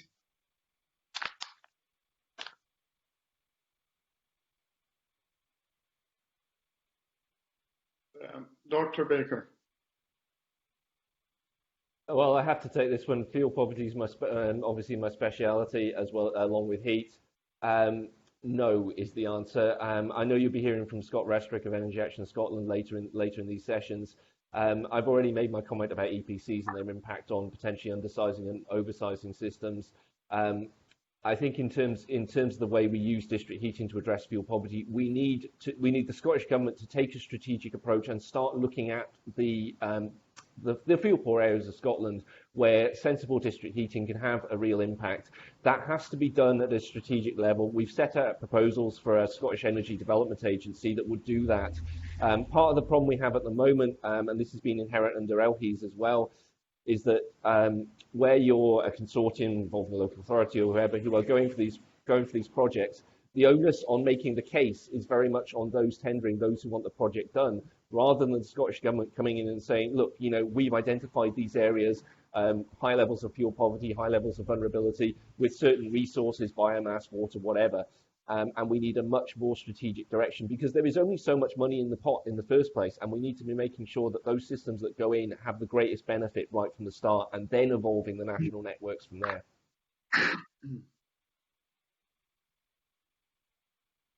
Thank you. And Charlotte Owen. Thanks. I think actually I agree with Keith to an extent, but I think almost sort of what he's saying is that part of these questions around fuel poverty sit more with other more strategic pieces of forthcoming legislation and policy from the Scottish Government. I think given that consumer protection is not devolved to Scottish Government, there is only so much that could be done within the scope of this bill to protect consumers. And I think within Scottish competencies, the association feels that this bill goes as far as possible to protect consumers. The inclusion of considerations around fuel poverty in the consenting process is particularly welcomed.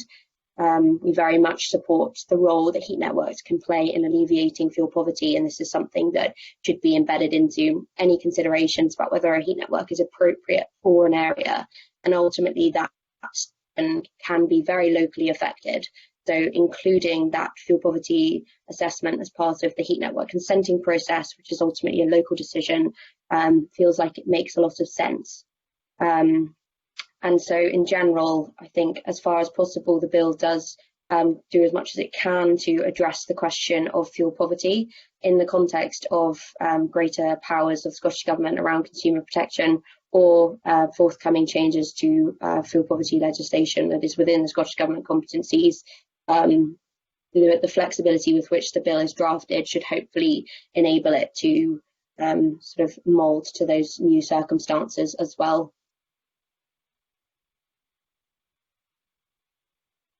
Thank you. And Paul Mosley.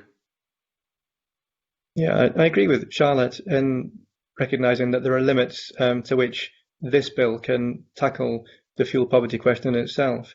But there are very good examples of where district heating has made a significant impact in alleviating fuel poverty, including Aberdeen. And I think the committee heard from Michael King in the previous session there about the work that Aberdeen Heat and Power has been doing, which has helped to bring a lot of people there out of fuel poverty through getting access to low-cost district heating. There is always, the wider point is that there's a tension between technology and the cost of heat to customers, and the cheapest solution isn't necessarily the lowest carbon solution, and that's as true for district heating as for anything else. Where this bill can help in that regard is trying to create a set of conditions that allow investment to come in with the lowest possible cost of capital, and if that happens, then that will translate through to the lowest prices for customers. So, the key thing the bill can do is help to create a set of investment conditions to de-risk the investments for the private sector to come in and help build out these networks at a low cost of capital.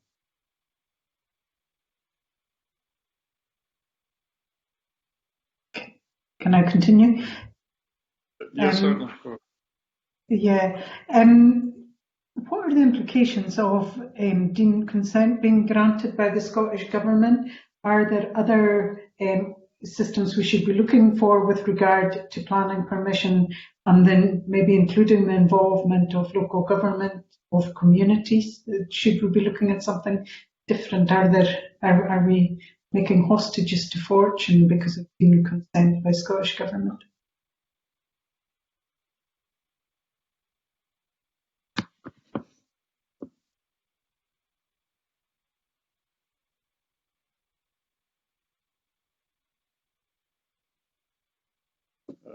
I think Dr. Baker wanted to come in. Yeah, just to quickly reiterate a point I've already half made about the importance of the Heat Supply Act in Danish legislation. I should add, this is something I first recommended to the Scottish Government back in 2012. Where, also touching on the previous question, where we have developers of waste heat, if you are developing a new source of waste heat, you should be putting infrastructure in place to deliver that to local communities and ideally retrofit it. And that is an opportunity that we've missed in planning and actually would fit quite well within the scope of the bill. It may require secondary legislation, But I think if we could get something into the bill to, as a step towards or setting out the need for a Heat Supply Act, to ensure that those who produce excess waste heat aren't wasting it, and those who need waste heat because they're fuel poor can actually be connected over time. The Danes staged it in over multiple revisions, and that's how we'd have to do it in Scotland. But we do think we could do it in a lot shorter time than the 30, 40 years that they've taken, learning from their experience. But what we're doing at the moment is transposing Generation 4 legislation from Denmark in the form of the proposals as they stand into a country that is, has got penetration district heating of less than 1%. So yeah, that's a challenge and a potential solution answer, I hope.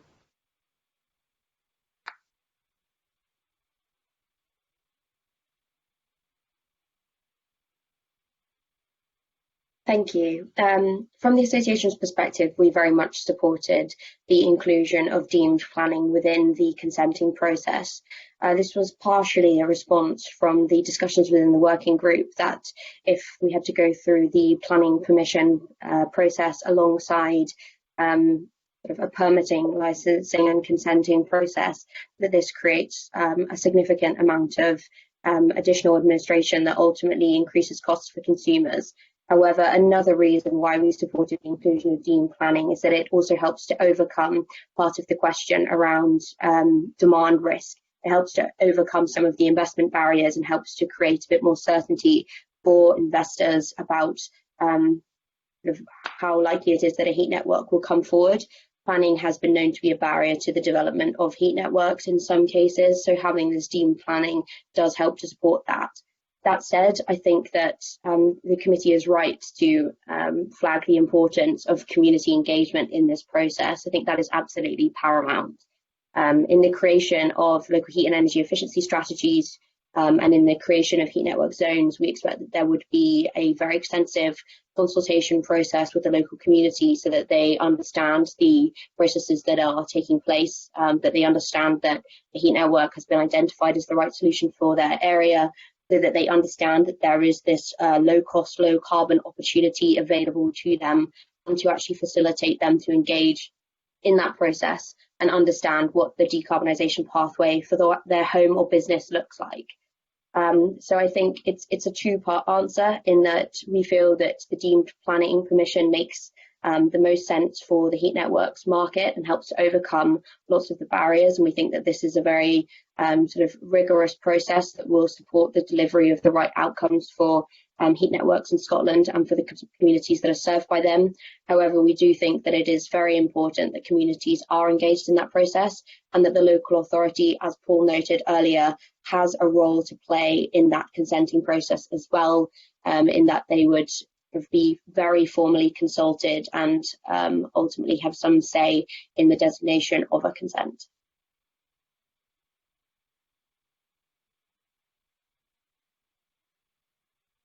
Could I just maybe come in before Paul Mosley, just to maybe add whether or not we should have an appeals process? Is the balance of power too skewed towards the developer?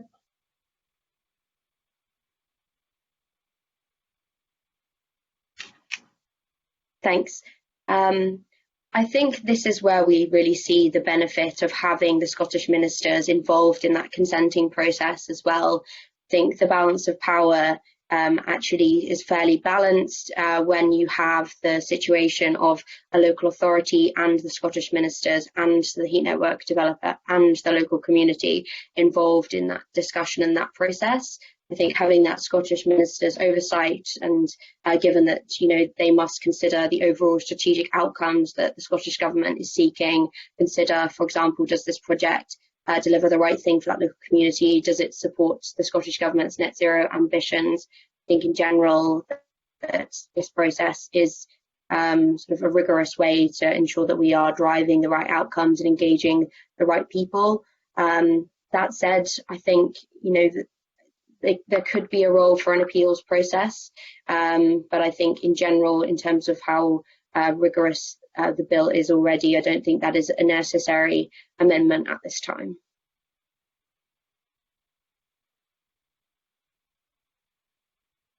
I would echo. Perhaps briefly on some of these points before we move on to further questions. Sorry, Paul Mosley. Thank you. I would echo much of what Charlotte said there, particularly as regards the role of community engagement. There's a practical point about the balance between regulatory benefit and burden, and under the Scottish proposals for regulation, operators will be asked to apply for a licence. That's before they apply for operating or building any schemes. They then need a separate consent. And it makes sense to consider the planning applications of that in the context of the wider considerations in the consenting process. So looking at the match between the application for a particular scheme in a particular place to the local authority's local heat and energy efficiency strategy. Is that a good fit? Will it deliver the right outcomes for customers? Is it the right solution in this area? So it avoids having to apply for a third consent, the planning permission. I think it makes sense for there to be the concept of a deemed planning permission accompanying a consent, whether that's granted by Scottish ministers as the bill envisaged in the first instance. But I imagine, as I said earlier, with a significant input and consultation with the local authority concerned. Thank you. We now move to a question from Colin Beattie. Thank you. I'd like to ask how long on average it might take to recover the capital costs from a heat network. Because obviously there's a fair bit of investment goes into this in the way of equipment and various other assets that have to be deployed. Based on past experience, how long would it take to to be able to recover that cost? Any of the panel? Paul Mosley, first of all. Thank you for the question. It can take a significant period of time for investments in heat networks to be recovered. And the reason for that is that they are capital intensive. A significant upfront investment is made in installing the infrastructure, and the revenues to repay that investment accrue over a very long time and are spread over a relatively small customer base. So it's different to, for example, gas and electricity markets, where the costs are recovered through a regulated asset base over a large number of customers. Here, the cost will be recovered from the customers themselves to that network, and because that's a relatively small number, that needs to be spread over a long period of time in order for the charges to the customers to be kept as low as possible. The business cases for heat networks are typically done over a 40-year basis, and the payback of the capital is not uncommonly significantly longer than 15 years. So it needs patient capital, and investors and contractors are content with that, providing that they can see the certainty of the revenue streams, and that's about de-risking the demand for them. Dr. Baker wanted to comment on this as well. Yeah, there's kind of two questions in one actually. In that question. One is the purely technical answer, and the other is the wider socio-economic answer. On the technical answer, I would largely agree with Paul that 15 years does get bandied about, but if you look at Danish projects like Marshdal and Braestrup, what they've managed to do by incorporating interseasonal thermal storage into heat networks is reduce those payback periods and reduce the cost of energy to householders. And incorporating interseasonal thermal storage should be seen as critical in the specification of future heat networks. I'm not saying it'll work in absolutely every single case, but in the world-leading examples, it does. On the socio-economic question, if you're dealing with fuel-poor householders, then you're getting benefits back to the economy from reduced costs to the NHS. If you're dealing with biomass and developing local and sustainable biomass, you're getting economic benefits back to the local economy as well. So I think it's important when we consider district heating that it is not just the technical payback period. It's the wider benefits and the co-benefits. I covered this in a report published with RPP3 on the co-benefits of co-benefits to adaptations to the built environment. So those are the two issues. On the technical side, we can bring it down if we follow the Danish example. On the socio-economic side, we have to consider the wider picture and factor that into economic decision making.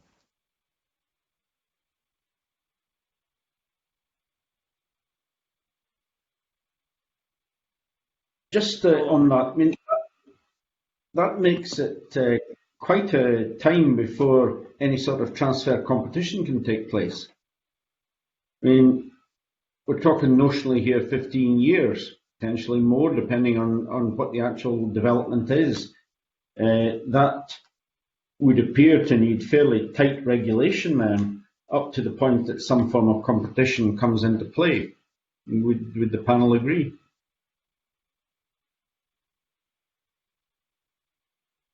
Charlotte Owen?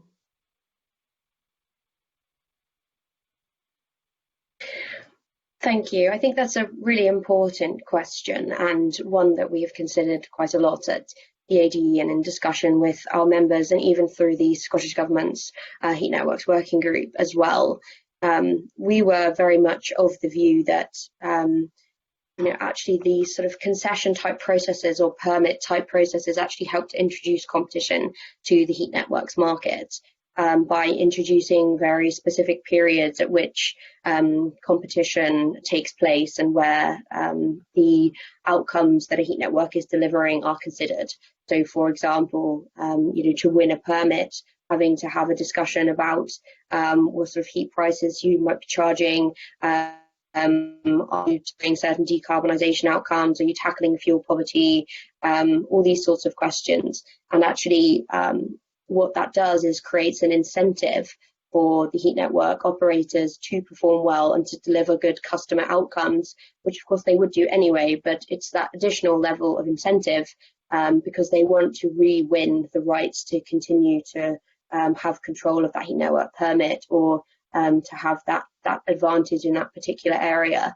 So in our view, the sort of permitting or concession type model actually helps to introduce some of these elements that drive good customer outcomes into the market, particularly given the competencies that the Scottish Government has through devolved powers.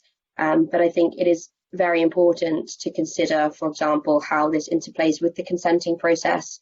And that's why we welcome the introduction of that particular mechanism that will support the licensing framework to drive good consumer outcomes, given that this is granting heat network operators some level of benefit in a particular area.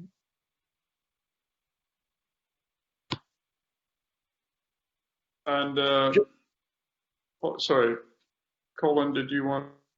I was just going to add to that to ask the panel whether the transfer scheme, whether it could be improved. Doesn't build out according to the agreement and the terms of the permit, then the ultimate sanction is that the permit can be revoked and the assets transferred to a new operator. So there are the bill envisages a mechanism through which, first of all, competition can be introduced, and secondly, the permit holder, concessionaire, can be incentivized to comply with its terms. I think that it's important to realize that we do need private investment in these networks and private investment at some scale. Heat networks work best when they operate at scale and they benefit from economies of scale. So there's a real advantage in having an operator who has the exclusive right, won through competition, to develop out networks in a particular area and drive those economies of scale, and to bring their own finance and expertise to build that out. So it is really important to balance the potential for harm to the monopoly environment with the benefits that can be gained through bringing in that expertise and that sort of long-term view and strategic planning from heat network operators. Thank you. We'll bring in Keith Baker just to respond briefly on that point before moving on to questions from Gordon MacDonald. Dr. Baker. Just very quickly, the flip side of regulation is getting the design and getting the specification side right in the first place.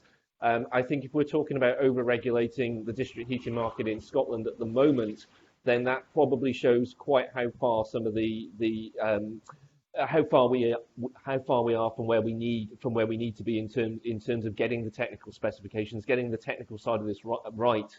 I mean, I've been in contact with the Heat Networks team, the Scottish Government. I'm aware of District Heating Scotland. I'm not seeing that technical expertise there, and I know Paul Hemphill, James Hemphill. I mean, you're not paying the guys enough, to put it bluntly. The sorts of people we need to be involved in this, in setting those specifications, are consulting engineers who will be charging 50 grand a year more for their salaries. I happen to know what James's salary is, and we need to be paying our technical experts better and creating a technical hub as proposed under our CEDA proposals, because that will mean we get it right in the first place and we don't have to introduce such strong regulations so early on, because that will risk damaging the industry at a very, very nascent stage.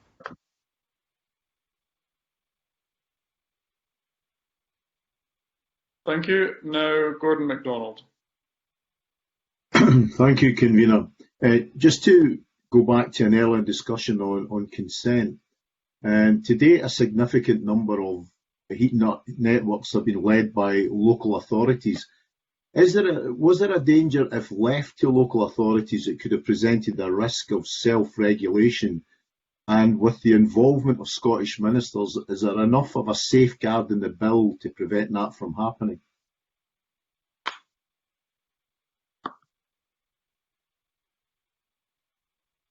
Anybody? Charlotte. Thanks. Yeah, happy to come in on that one. The question of self-regulation was one that the Heat Networks working group that the Scottish Government convened alongside this bill did consider in some detail, and I think that is partially where this role for the ministers has come in. It was the view of many within the group, and I think myself included, that having that role for ministers has helped overcome that role for self-regulation.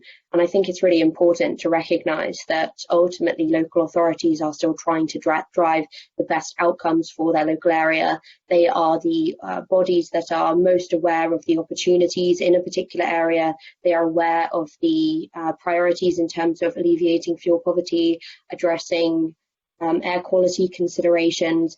They will be aware of where there are, for example, waste heat opportunities that could be utilised. They will have those relationships with industry and with consumers to help to drive really successful heat networks. And I think that has been seen right across the UK, and in particular in Scotland, where we have seen local authorities driving really successful heat networks that have harnessed low carbon opportunities and offered consumers a really good outcome.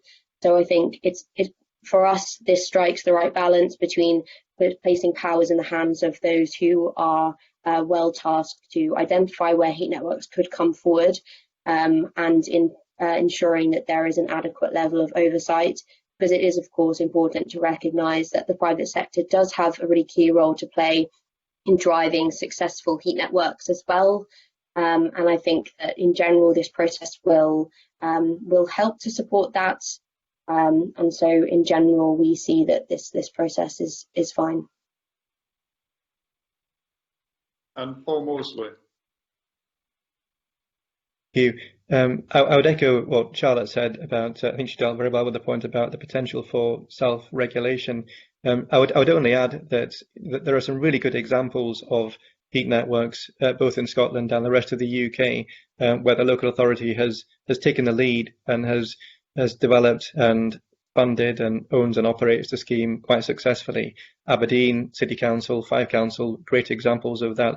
But it's not the only approach, and I think the sector won't achieve its full potential unless we lever in significant private sector investment. The project that Midlothian Council is currently tendering is bringing on board a joint venture partner who will provide significant expertise and also finance.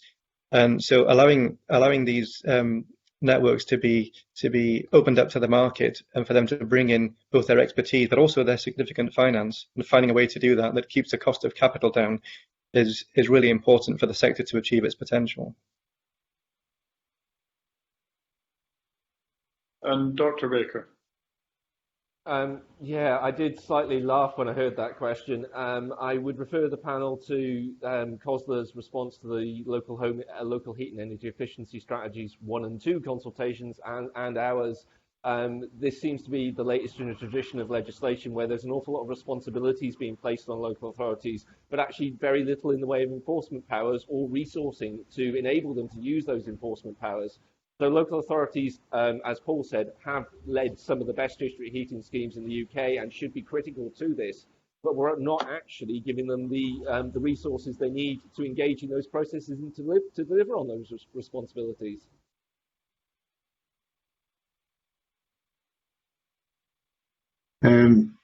How could the designated and permitting process be improved to align with development planning and wider strategic objectives?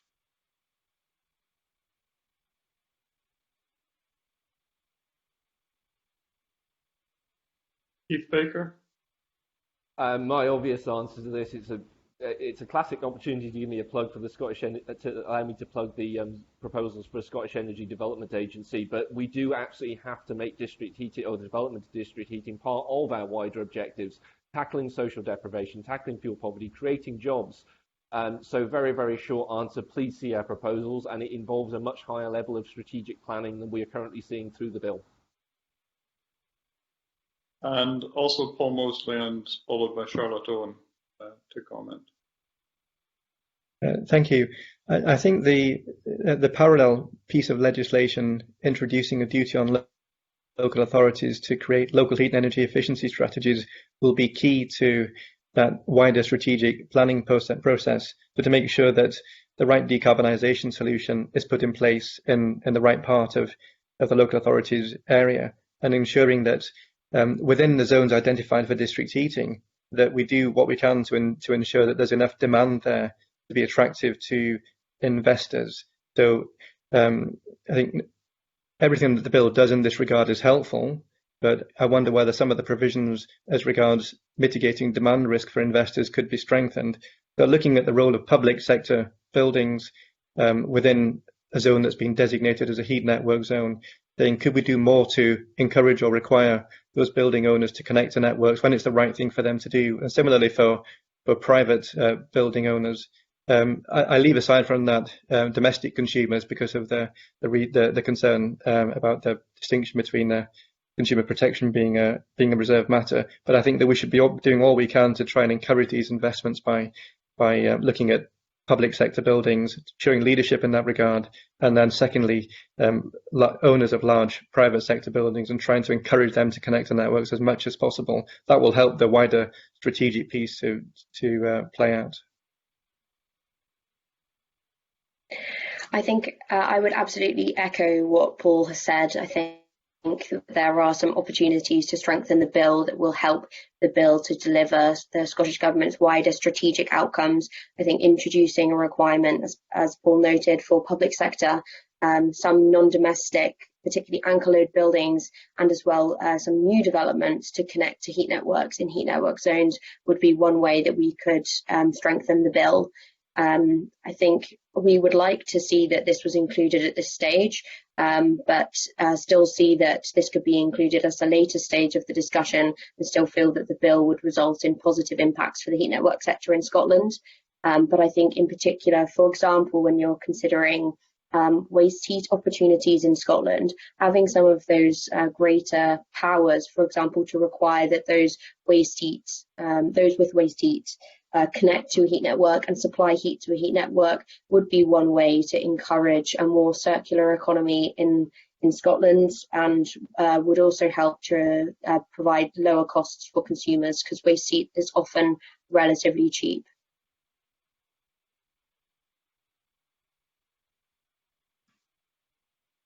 Thank you very much. I'm not sure, do we have a final question from Andy Whiteman, or have you covered matters in your previous question? Just one final question, Convener. I mean, it relates to that previous conversation on the building assessments. I'm just wondering, the bill is only contains an obligation on public authority owners of buildings to do both assessments and to consider the potential for connection, and it leaves it open to ministers to extend that.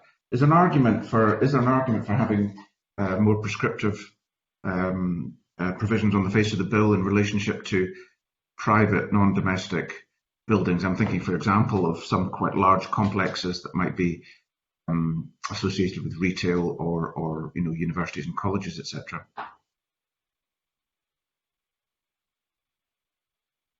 Paul Mosley. Thank you. I think there's a strong case for doing exactly that. I think it makes sense to start with public sector building owners, because the public sector is usually able to plan its estate on a fairly long-term basis compared to the private sector. The public sector, larger buildings in particular, make very good anchor loads for heat networks, whereas there can be increased uncertainty around private sector buildings. But owners of large private sector buildings with significant heat demands should certainly be encouraged. And I think there's also scope for broadening out or tightening the building assessment report, so that it doesn't just tell us whether a building could connect, but goes further than that and says whether it should connect. So actually just looking at the low carbon alternatives for that building, removing fossil fuel, replacing gas boilers with another gas boiler and locking in further carbon emissions for another 10 to 15 years, removing that as an option as soon as can be achieved, and then looking at low carbon alternatives. So when the building assessment report says this is the right solution for this building, then the choices for the building owner become constrained by that. I think we have to get to that position. Keith Baker and then Charlotte Owen. Yeah, I think the important thing here is that when we're making these decisions, we're making sure that we use real data. Obviously, that's easy. That should be relatively easy for public sector buildings.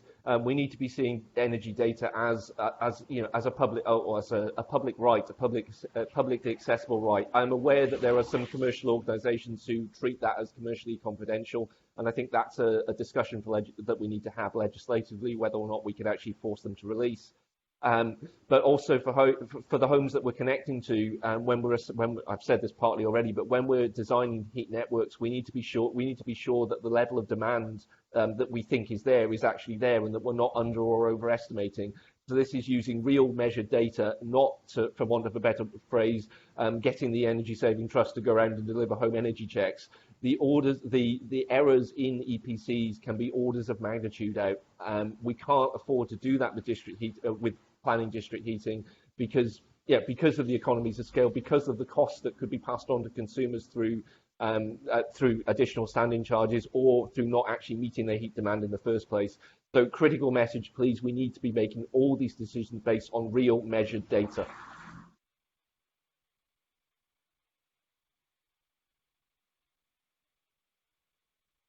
I think I would very much echo the points that have been made by both Paul and Keith. I think in terms of the building assessment report, ultimately we must remember that the ability with which these will drive real connections onto heat networks is partially decided by measures that fall outside of the heat networks bill as drafted. For example, if new regulations come in that prevent existing buildings from retrofitting heating solutions that are not consistent with our net zero pathways, for example, having a better understanding of the opportunity to install a heat network is of course a good thing. These are known as trigger points. And I think we'd very much welcome the extension of the requirement for building assessment reports to be undertaken by all non-domestic buildings as well within a heat network zone. I think ideally the association would like to see that go further, to see that requirement put in place that ultimately overcomes this demand risk question that we've been discussing here today.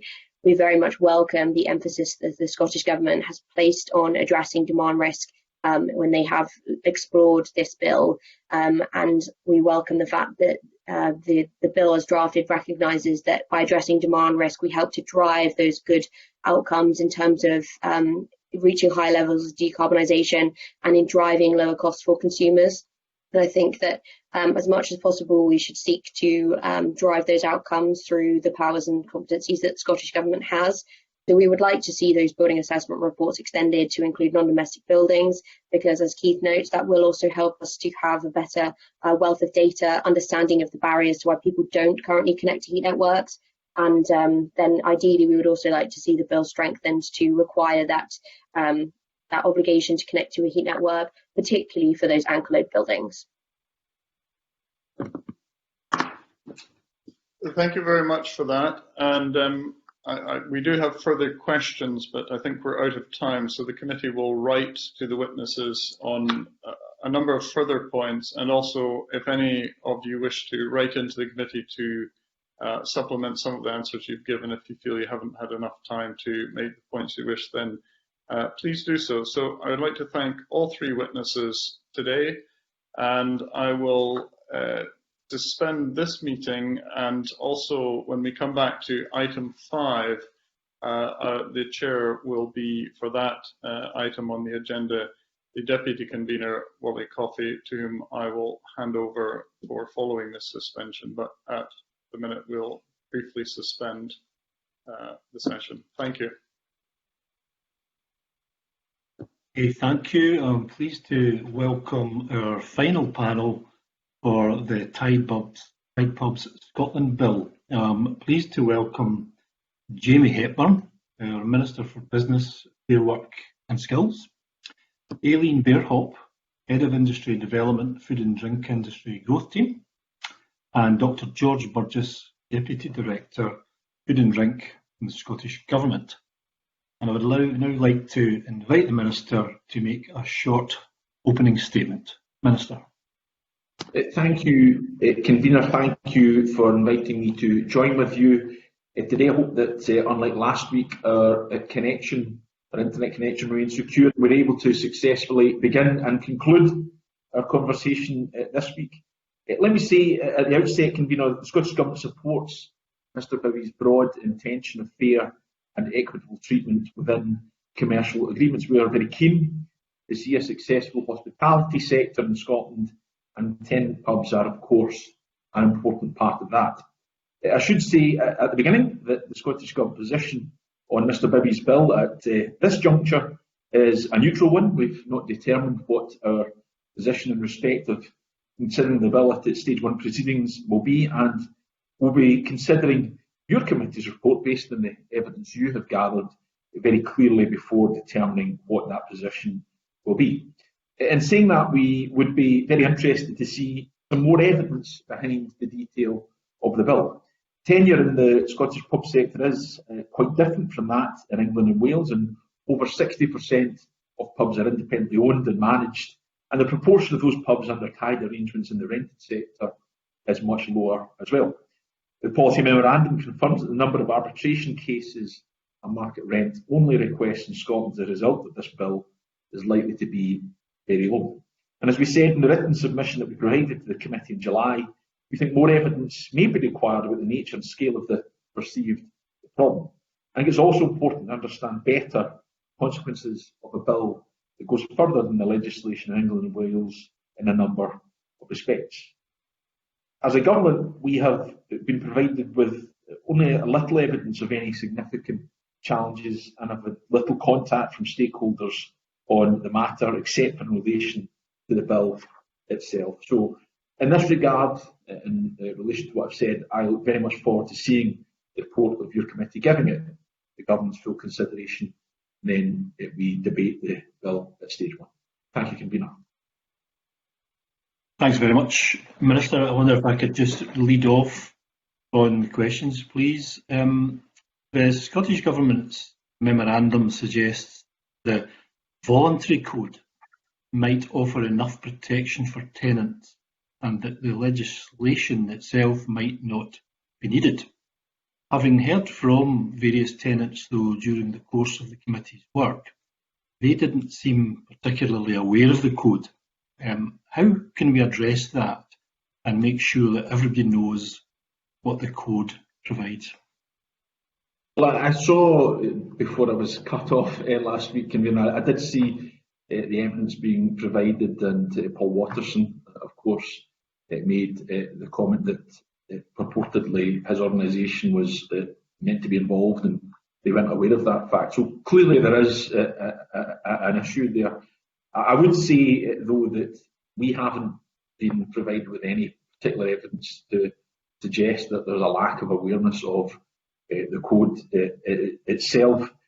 I would observe that primarily I think that would be an issue for industry itself to determine, but we would stand ready and willing to offer any particular assistance that we could offer in that regard. But I think it does come back to the fundamental issue that, thus far, and you'll be aware, and doubtless you'll ask questions around the research that we undertook back in 2016, which identified that there wasn't a particular issue that needed to be grappled with. So I wonder, and it's only speculative on my part, that is also reflected in people not needing to make themselves and acquaint themselves with the terms of the code. But if there is evidence presented that it requires some work for us to assist the industry in heightening and making the code better known amongst those operating in the sector, then of course we'll be very happy to consider that. Mm-hmm. There were a few comments as well, Minister, about people being unwilling to come forward to raise issues that were coming up through the sector. Have you picked up any of that aspect of it, people being a little concerned to raise issues in the sector at all? Heard it said to me, Convener, that is an issue. Again, though, I've not been presented with any evidence to suggest that might be the case. And then I go back to your evidence last week, and you need to forgive me, I can't remember precisely who made the point that when they were pressed on this question, they said it was anecdotal evidence. So I guess in that sense, it hard to quantify. I suppose what I would observe is that we as a government are well capable and would of course operate on the basis of respecting the confidentiality of people who came forward to express any concern. I know that you as a committee would do precisely the same, and I know that when any of us as parliamentarians are representing individual constituents, we do so on the basis of being able to respect the confidentiality of those that bring forward a particular concern.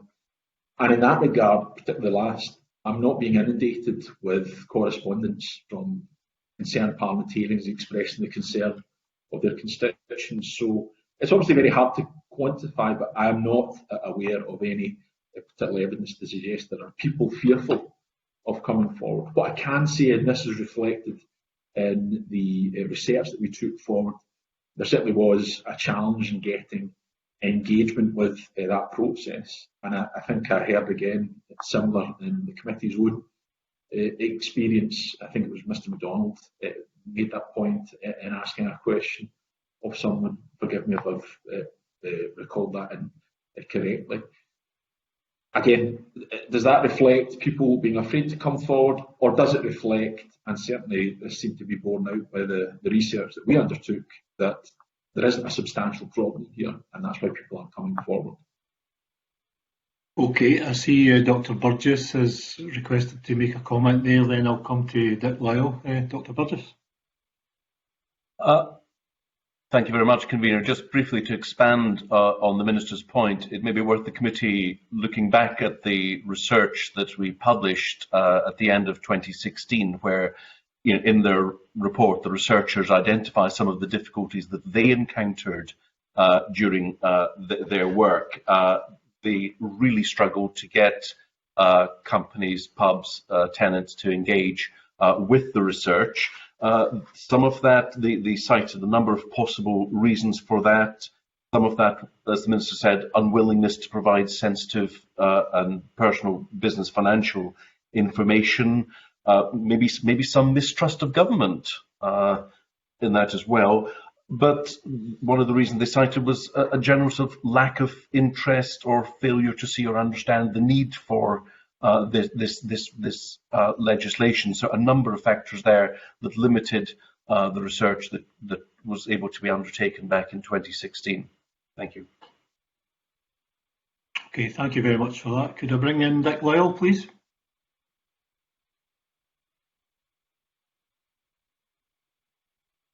I was waiting on my microphone coming on. Thank you, Convener. We speak about research, Minister. I'm led to believe the Scottish Government commissioned a study on the pub sector in Scotland in December, last December. which was phase 1. Has any further research been undertaken since then? I mean, the only research that we've undertaken of any substantial nature, Mr. Lyle, is that was published in, and I'll maybe bring George or Aileen to come in as well to supplement this, in case they're aware of something I'm not. The only research that we undertook was that was published in December 2016. So that was the research in which we have undertaken and drawn much of our assumptions about where we are just now. Although, of course, I would make the point, and George has just made the point, that there were challenges in getting some engagement there. Since that juncture, we've not taken for any further formal research. We have, of course, continued to engage with representatives of industry who have different perspectives, just as you heard last week, different perspectives on the necessity of this as a legislative vehicle. So we've had engagement on that, but even there it has been fairly limited. I'm not getting lots of publicans or indeed even their representative organisations knocking down my door on a regular basis. It has been largely through the prism of this particular piece of legislation. So the only consultation that we've research that we've looked at has been that we published at the end of 2016. But I don't know if George or Aileen are aware of anything else.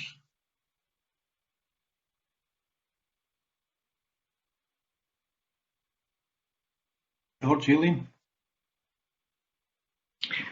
No, there's been nothing since then.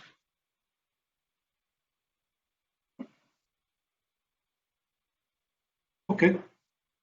See, since that study, Minister, wasn't that part of the recommendations that we would have more dialogue that would take place between the trade bodies, government and all interested parties about the development to such a bill? Have we been able to do that, do you think, satisfactorily? Or is that something that we would still wish to carry on with, should the bill indeed progress forward? It'd be both, convener. So we're in contact with the representative organisations of industry on a regular basis on these matters. So I have had dialogue over the fairly recent period with the Scottish Licensed Trade Association, with the Pub Association, and also with Greg Mulholland, the name of his organisation. The British Pub Confederation wasn't quite coming to mind, the British Pub Confederation as well. So we've discussed some of these matters, but of course we discuss a wide range of issues as well. We've discussed the current COVID-19 context. We discuss a variety of issues that prevail upon industry. So we have had ongoing dialogue, and of course we'll continue that dialogue. Myself and Fergus Ewing, of course, with his responsibilities as the Cabinet Secretary with primary responsibility for food and drink policy for the government. So that dialogue happens and is continue to happen on an ongoing basis. Okay, thank you. I'm going to now invite Rhoda Grant and perhaps Maurice Golden to follow up with the next question, please. Rhoda. Thank you, convener. Can I ask, in the Scottish Government's memorandum talks about potential unknown consequences in the legislation, and have you explored these? Have you come to a conclusion on? And how does the economic impact of those consequences compare with the £31 million that is extracted from the Scottish economy by Tide pubs currently? I'll be candid. I mean, we're not advancing this legislation, Ms. Grant, so I think ultimately it's for Mr. Bibby in advancing this proposition to set out the wider evidence base. But I think there are some issues around the bill going a bit further than the UK government legislation. For example, the fact that this could encompass a wider range of pubs. There's clearly a threshold set in terms of the English and Welsh legislation that there has to be a company that owns 500 or more pubs under that arrangement before the mechanism is triggered. Why? And I appreciate having a threshold of 500 when we have a very different profile might not be sensible, but why isn't there a threshold at all? What are the consequences thereof? What might the consequences be for investment? We heard, and it's certainly been put to me by representatives of industry, and I heard some evidence provided to the committee last week. Of course, my connection remained and enabled me to hear some of that around some concerns that investment may not happen if the legislation is advanced, and other things such as in terms of the arbitration that is proposed here, that you can apply it retrospectively after a person's lease has concluded. What is the efficacy of that move? What would the outcome be thereof if the person is no longer a tenant? And I also think there's something we need to understand as well around clearly what is a sound principle that has been laid out in Mr Bibby's bill, that in any commercial agreement, and I think I'm quoting exactly here, that should fairly share the risks and rewards amongst both parties. I don't think anyone would demur from that, but this is of course legislation, and if we're creating that at a point of law, what does that actually mean in practical terms? So these are things that I think we need to consider carefully. Now, if you're asking me, have we undertaken any form of substantial analysis thereof? No, we've not least because, as you can imagine, there have been other things prevailing upon us and occupying us, in particular in the last number of months. But also, frankly, I think these are questions that have to be put to the person proposing the bill, which in this instance is not me, it's not the Scottish Government. Dr Burgess, did you want to? I'll come back to you, Rhoda, in a second. Yeah, Dr Burgess, do you want to contribute to that? Then we can come back to Rhoda. No, I think my request had actually been in relation to the previous question, but my finger was a little slow on the button. Okay, thanks very much. Rhoda, back to you. Just on the 31 million I talked about in my previous question, that's a loss to the Scottish economy because of Tide pubs. Surely any other consequence would kind of not be so crucial as the loss of that investment into our pub sector at the moment. Has the Scottish Government looked at that? And if they have, what plans do they have to try and keep that 31 million that is lost, take it back and keep it in the Scottish economy? I think we need to understand better the evidence base to suggest that is actually the case. And the flip side is, and okay, I heard last week some people saying, well, they would say that in respect of the beer companies, saying that they are holding off investment propositions as well. So we need to, I can only take that at face value, of course.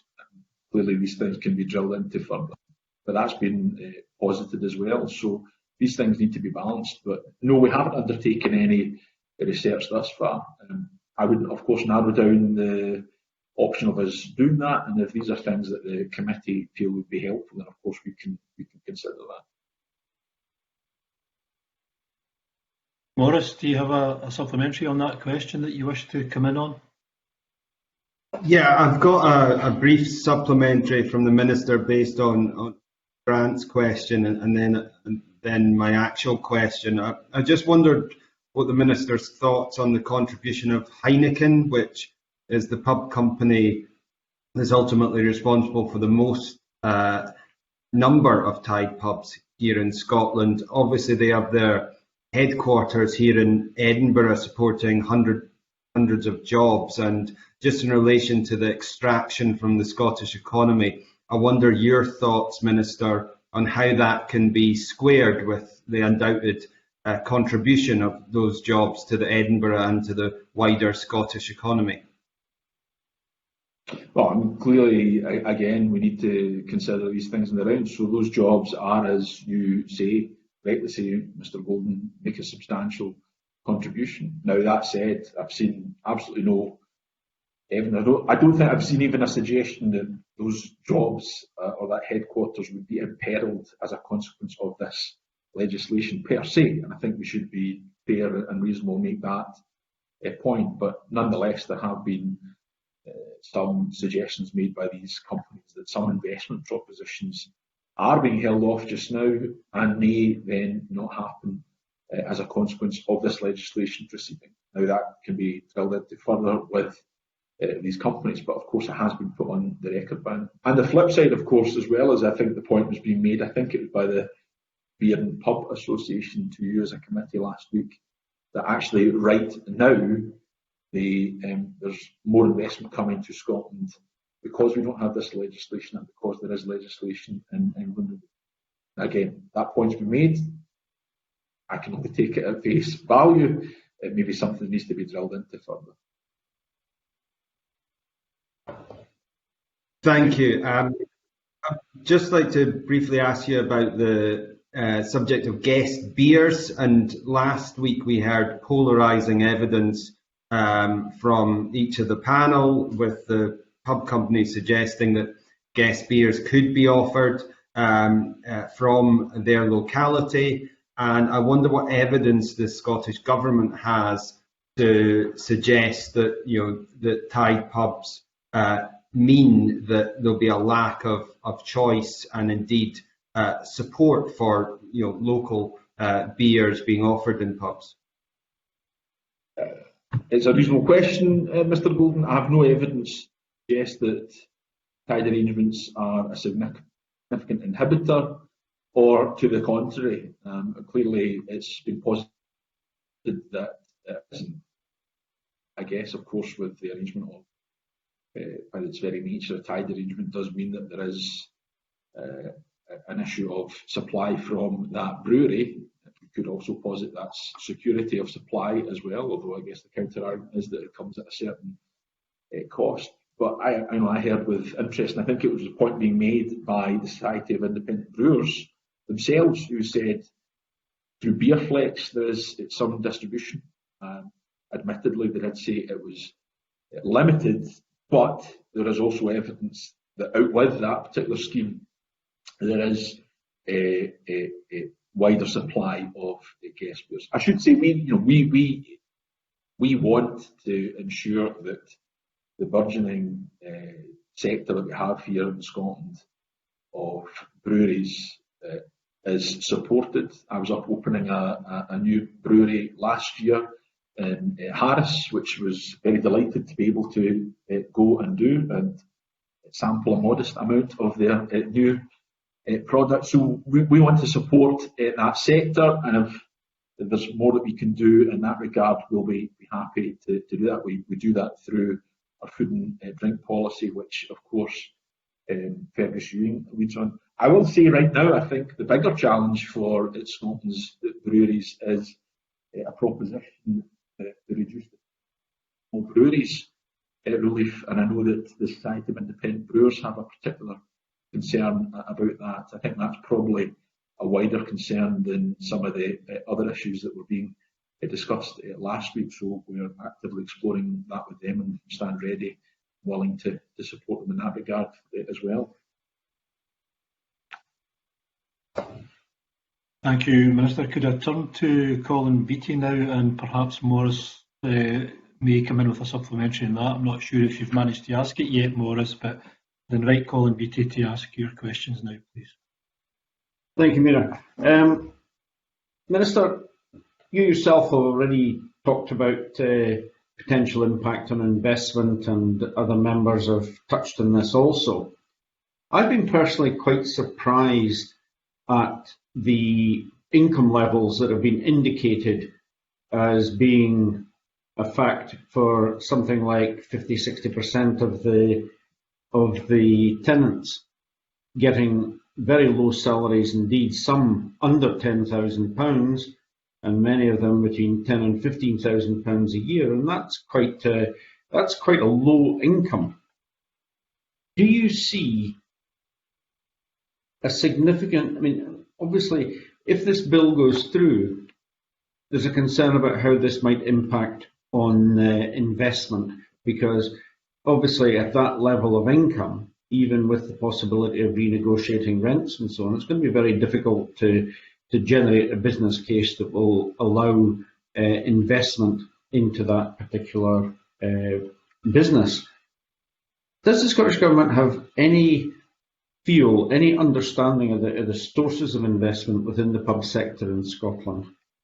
And how does that compare to the UK?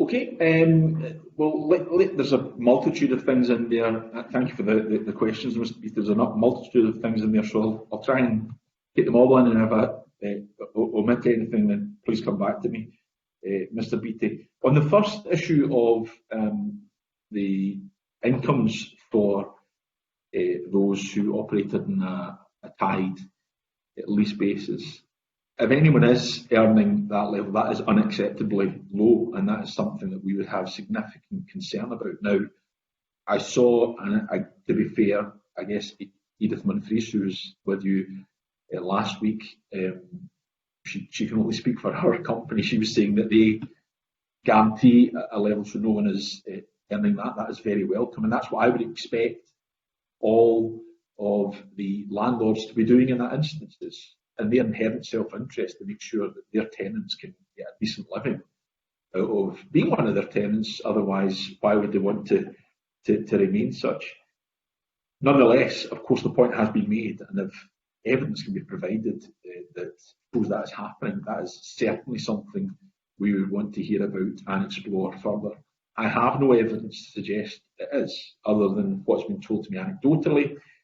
And again, it brings me back to the research that was undertaken and published in December of 2016, and the analysis that showed the 3 different cohorts across the different nature of tenure, owned, managed, those operating on a tied lease and those operating on a different type of lease were making similar levels of profit. Now, that was in the round. It wasn't specifically related to beer, and of course much of this proposed legislation relates to the relationship between the tenant and the brewer in relation to the products that are supplied directly by the brewery.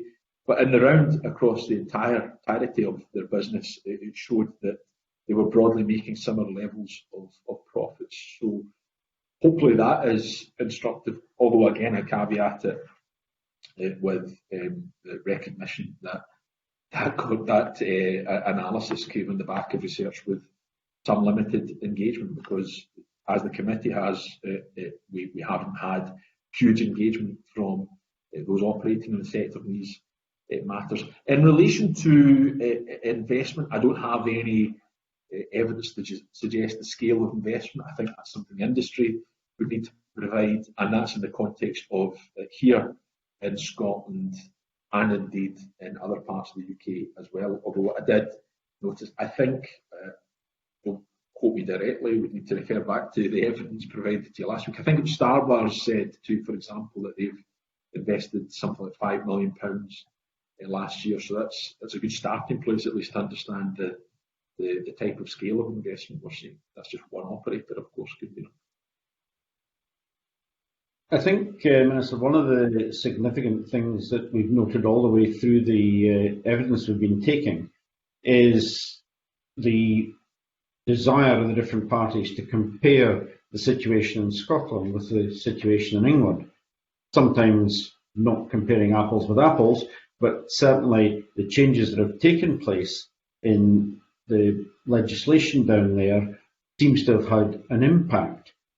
Has the Scottish Government drawn any conclusions from that? I know you've already said that you've not gone deeply into this, but are there any conclusions you can draw from what's happening south of the border?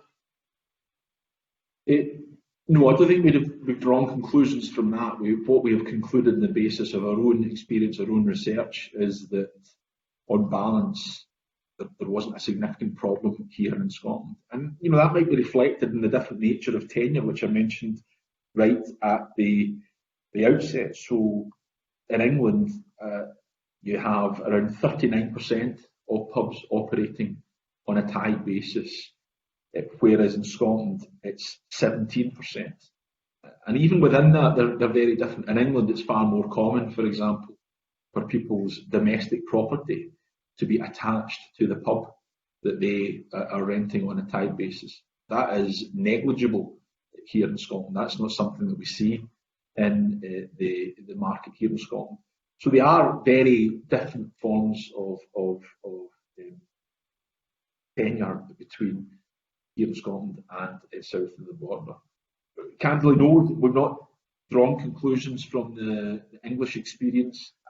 I would contend it's still fairly early days there in England. I've heard some concerns about the manner in which the adjudicator that has been established down there has been operating. I can't comment on that. I wouldn't seek to comment on that because I've not had the experience of directly engaging with the office holder or indeed the sector down there that widely. But certainly our own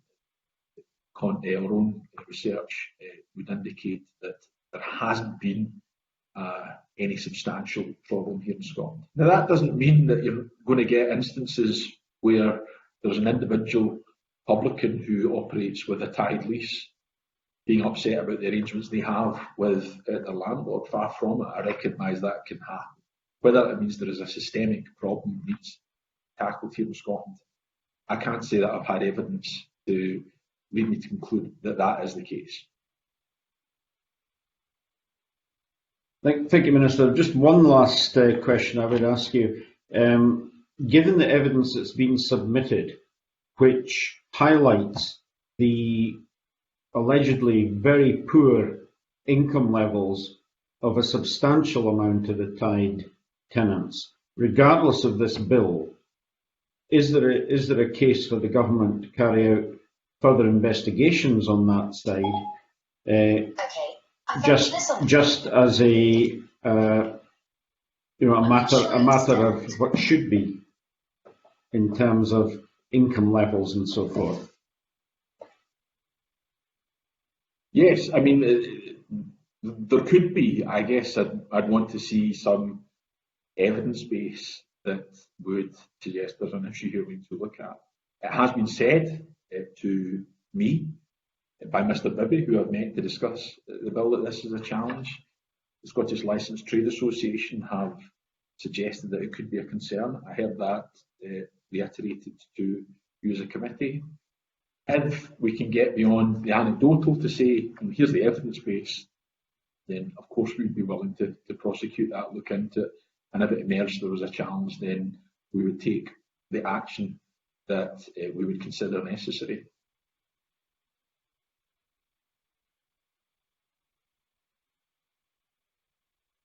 Okay, Colin, is that you completed now? Thank you. I wonder if I could go back now and invite Andy Whiteman to be followed by Gordon MacDonald. Andy, over to you, please. Thank you very much, Convener. Minister, I think you said in the opening of this session that you were awaiting the committee's report before the government takes a view as to whether to support this legislation or not. In addition to that, of course, you've got your research that was published in 2016.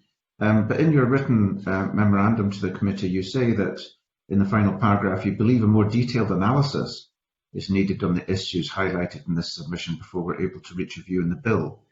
Can you say something about who you anticipate to undertake that detailed analysis? Well, I suppose I would go back to the point I made. If someone's proposing legislation, if I'm sitting before you proposing legislation, I think it would be an eminently reasonable question to ask of me, provide the evidence base. So I'm not proposing this legislation. Now that said, if the committee, and it's entirely for the committee, of course, says in its report, after having taken this evidence, we recommend the government looks into X, Y, or Z, then it's incumbent we're accountable to Parliament. If that's a recommendation from Parliament, we have to take that seriously, and we'd look into it. But right now, frankly and candidly, I think it's for the proponent of the bill, which in this instance is Mr. Bibby. Okay, so in the absence of that detailed analysis, what you're saying is you would not be able to reach a view in the bill. Beg your pardon, sorry, you broke up a wee bit there, Mr. Whiteman. Therefore, from what you have said in your written submission, you say you believe a more detailed analysis is needed before you're able to reach a view in the bill. The obvious logic of that is that if there is no such detailed analysis, you will not be able to form a view. Probably, but of course then the committee forms part of the detailed analysis, so I want to see what the committee reports and says. Okay, fine. My other question is, you then go on in that same paragraph to say that any further consideration would also be subject to the Scottish Government's assessment as to whether the bill would be within the legislative competence of the Scottish Parliament. Now, the member has said that it is stated that in his view it is. The presiding officer has also said that in his view the legislation is in competence. What are the issues that you are worried about or concerned about in relationship to competence? I'm not massively worried about it, Mr. Whiteman. I suppose it's just a general observation that we would then need to, because clearly some of this starts to interact with the realms of commercial relationships. And there could be, I'm not suggesting that absolutely definitively is under the terms of Scotland Act, that could start to impinge in some reserved areas. So that's all it is. It would just be incumbent on us to then have a look at it and make sure that we are satisfied, as we would with any form of legislation. If we come forward with legislation, we have to look at that through our own legal directorate and consider, is it compatible with what is devolved and what is reserved. So I don't have anything specific to say to you in that regard. I guess it was just a wider observation of what would be incumbent on us to have to do. Okay, it's just I just want to be clear about the process going forward, of course, because the member is satisfied it's within legislative competence. The presiding officer is satisfied. I don't think we as a committee are going to be taking any specific evidence on the question of competence in light of those statements. So can we take it that when you say any further consideration will be subject to the Scottish Government's assessment, that you will be undertaking that assessment regardless of what the committee might say? I mean, if this goes past stage one, for example, and then it gets into the terms of amendment, for instance, we need to consider it in that context. So I guess that's really what I'm alluding to. It's about where this bill proceeds to. It's about where this bill gets to. Okay, that's fine. That is indeed a very important point, because, of course, while something may be within legislative competence on introduction, any amendments and changes may change that. Okay, thanks very much, Minister. Thanks, Convener. Thanks. Dr. Burgess, did you want to come in there? Yes, very briefly. I think actually the exchange has actually covered most of it already. As the Minister said, we have not done a detailed analysis of legislative competence as we would do if this were a government bill. I think, as the Minister said, we do not at this stage see any particular showstoppers. As Mr. Whiteman has said, the presiding officer has already given his certificate in relation to the bill. There could be changes at stage two. So we will look at the bill in more detail. We've not, as I say, identified any legislative competence issues at this stage. Okay, thank you. Could I invite Gordon MacDonald to ask the last questions in this session, please? Thanks very much, Convener. The Business Select Committee at Westminster carried out an inquiry into the pub code, and it found that of 601 full responses in relation to market rent only, only 37 tenancies decided to move over to the market rate only, which is about 6% of the total number of inquiries. And I'm just wondering if the Minister's got any thoughts on why the conversion rate was so small. Candidly, I don't have, in terms of the conversion rate, I suppose what I would observe is both the inquiry rate and the conversion rate itself represent a minuscule proportion of the overall number of properties that are eligible. And certainly the figures I have looking over the first 3.5 years show that only 1% of the total in-scope properties in England and Wales have moved to market rent only model. And indeed, if you look wider than that, because clearly there's also a dispute mechanism built into the legislation, we're still talking fairly low numbers. Only 3% of, roughly 3% of the total within scope have had issues that have had moved to dispute adjudication and arbitration. I don't know if that reflects the fact that actually, and it goes back to the point I made at the outset, what is the problem we're seeking to resolve here? Clearly there are some instances, smaller number, where some have sought to move to a different form of tenure and some have sought to utilise a statutory mechanism to have concerns move to arbitration. But they are very small. Does that suggest that there isn't a systemic issue here, but there are a small number of issues that need to be ironed out on a case-by-case basis? Potentially so. And certainly, and of course we can't extrapolate this across the board entirely, because it is a different market here, it is a different form of tenure. But if that pattern was to be repeated, then here in Scotland you could be talking about 6 tenants each year moving to a market rent only agreement. Does that require an entire legislative structure? Does it require us setting up a statutory adjudicator? Does it require us legislating for guest beers and the rest of it? I'm sceptical as to the necessity of such an arrangement, as you can probably discern from some of my responses. But, you know, if the case can be made, then of course we have to listen to it. Yeah. Tide pubs has always been an opportunity for low-cost entry for entrepreneurs to start up their own business. And there has been some suggestions that if this bill went through, we would see the growth of managed pubs by the Pubco. Do you share those concerns that opportunities for young business people might be taken away?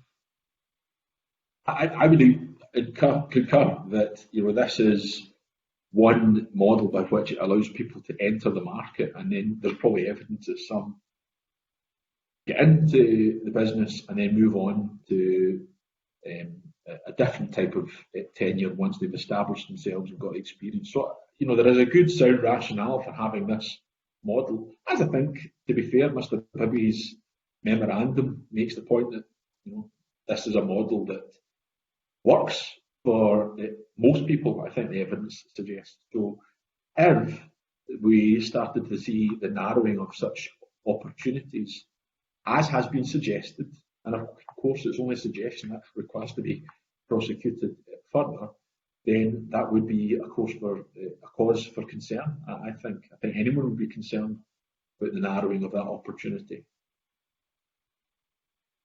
The point is, I'm just wondering if you agree with the former Labour Shadow Business Minister, Jill Furness, who said to the Licensed Trade Press, "The code is not fit for purpose and the government must urgently review it." Bearing in mind that the member's private bill is based on the English legislation, should we be wasting time processing legislation that is based on flawed legislation from south of the border?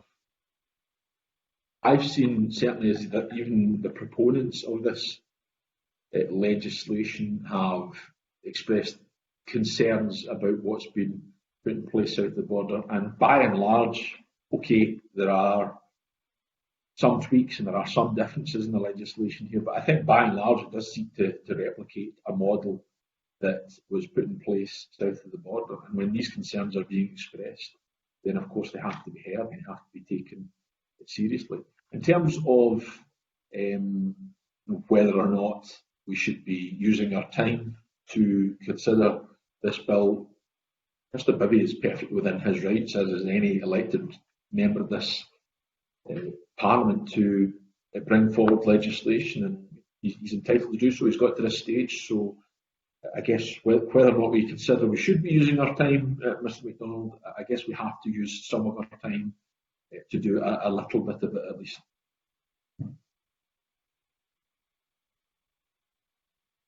Okay, Gordon, is that you completed? Yeah, that's me, fine, thanks. Thanks very much. Just a final comment from me, if I could, Minister. I mean, the evidence last week, it tended to be pretty polarised. It was, on the one hand, the bill was the best thing since sliced bread, but on the other hand, it was a disaster waiting to happen. Where do you sit in there? Do you lean to one or the other, or are you positioning yourself flat bang in the middle? I just wish the committee well in squaring that circle, convener. I mean, I guess we have the, that is where we are. There are strong opinions, albeit I would contend from a fairly small number of institutions and organisations. And again, to be fair, I recognise, this isn't a bill that's likely to draw the wider attention of the wider public, but certainly those organisations that are involved, the views are pretty polarised. I can only go at the outset of what I said at the outset of my evidence. We're neutral on this. To go further, I am probably sceptically neutral. If the proposition is for change, and I think the proposition has to be a good one, I'm open to hearing what that might be. And as I say, I look forward to seeing what the committee's stage 1 report says. Okay, thank you for that, Minister. I don't see any other questions from our members, so that completes our questions and concludes our evidence session with you, Minister. I thank you and Aileen and Dr Burgess for taking part in this session, and that concludes the public part of this morning's committee meeting. As previously agreed, I'll now move the meeting into private session and suspend for 10 minutes to allow for a comfort break. So thank you very much, everyone.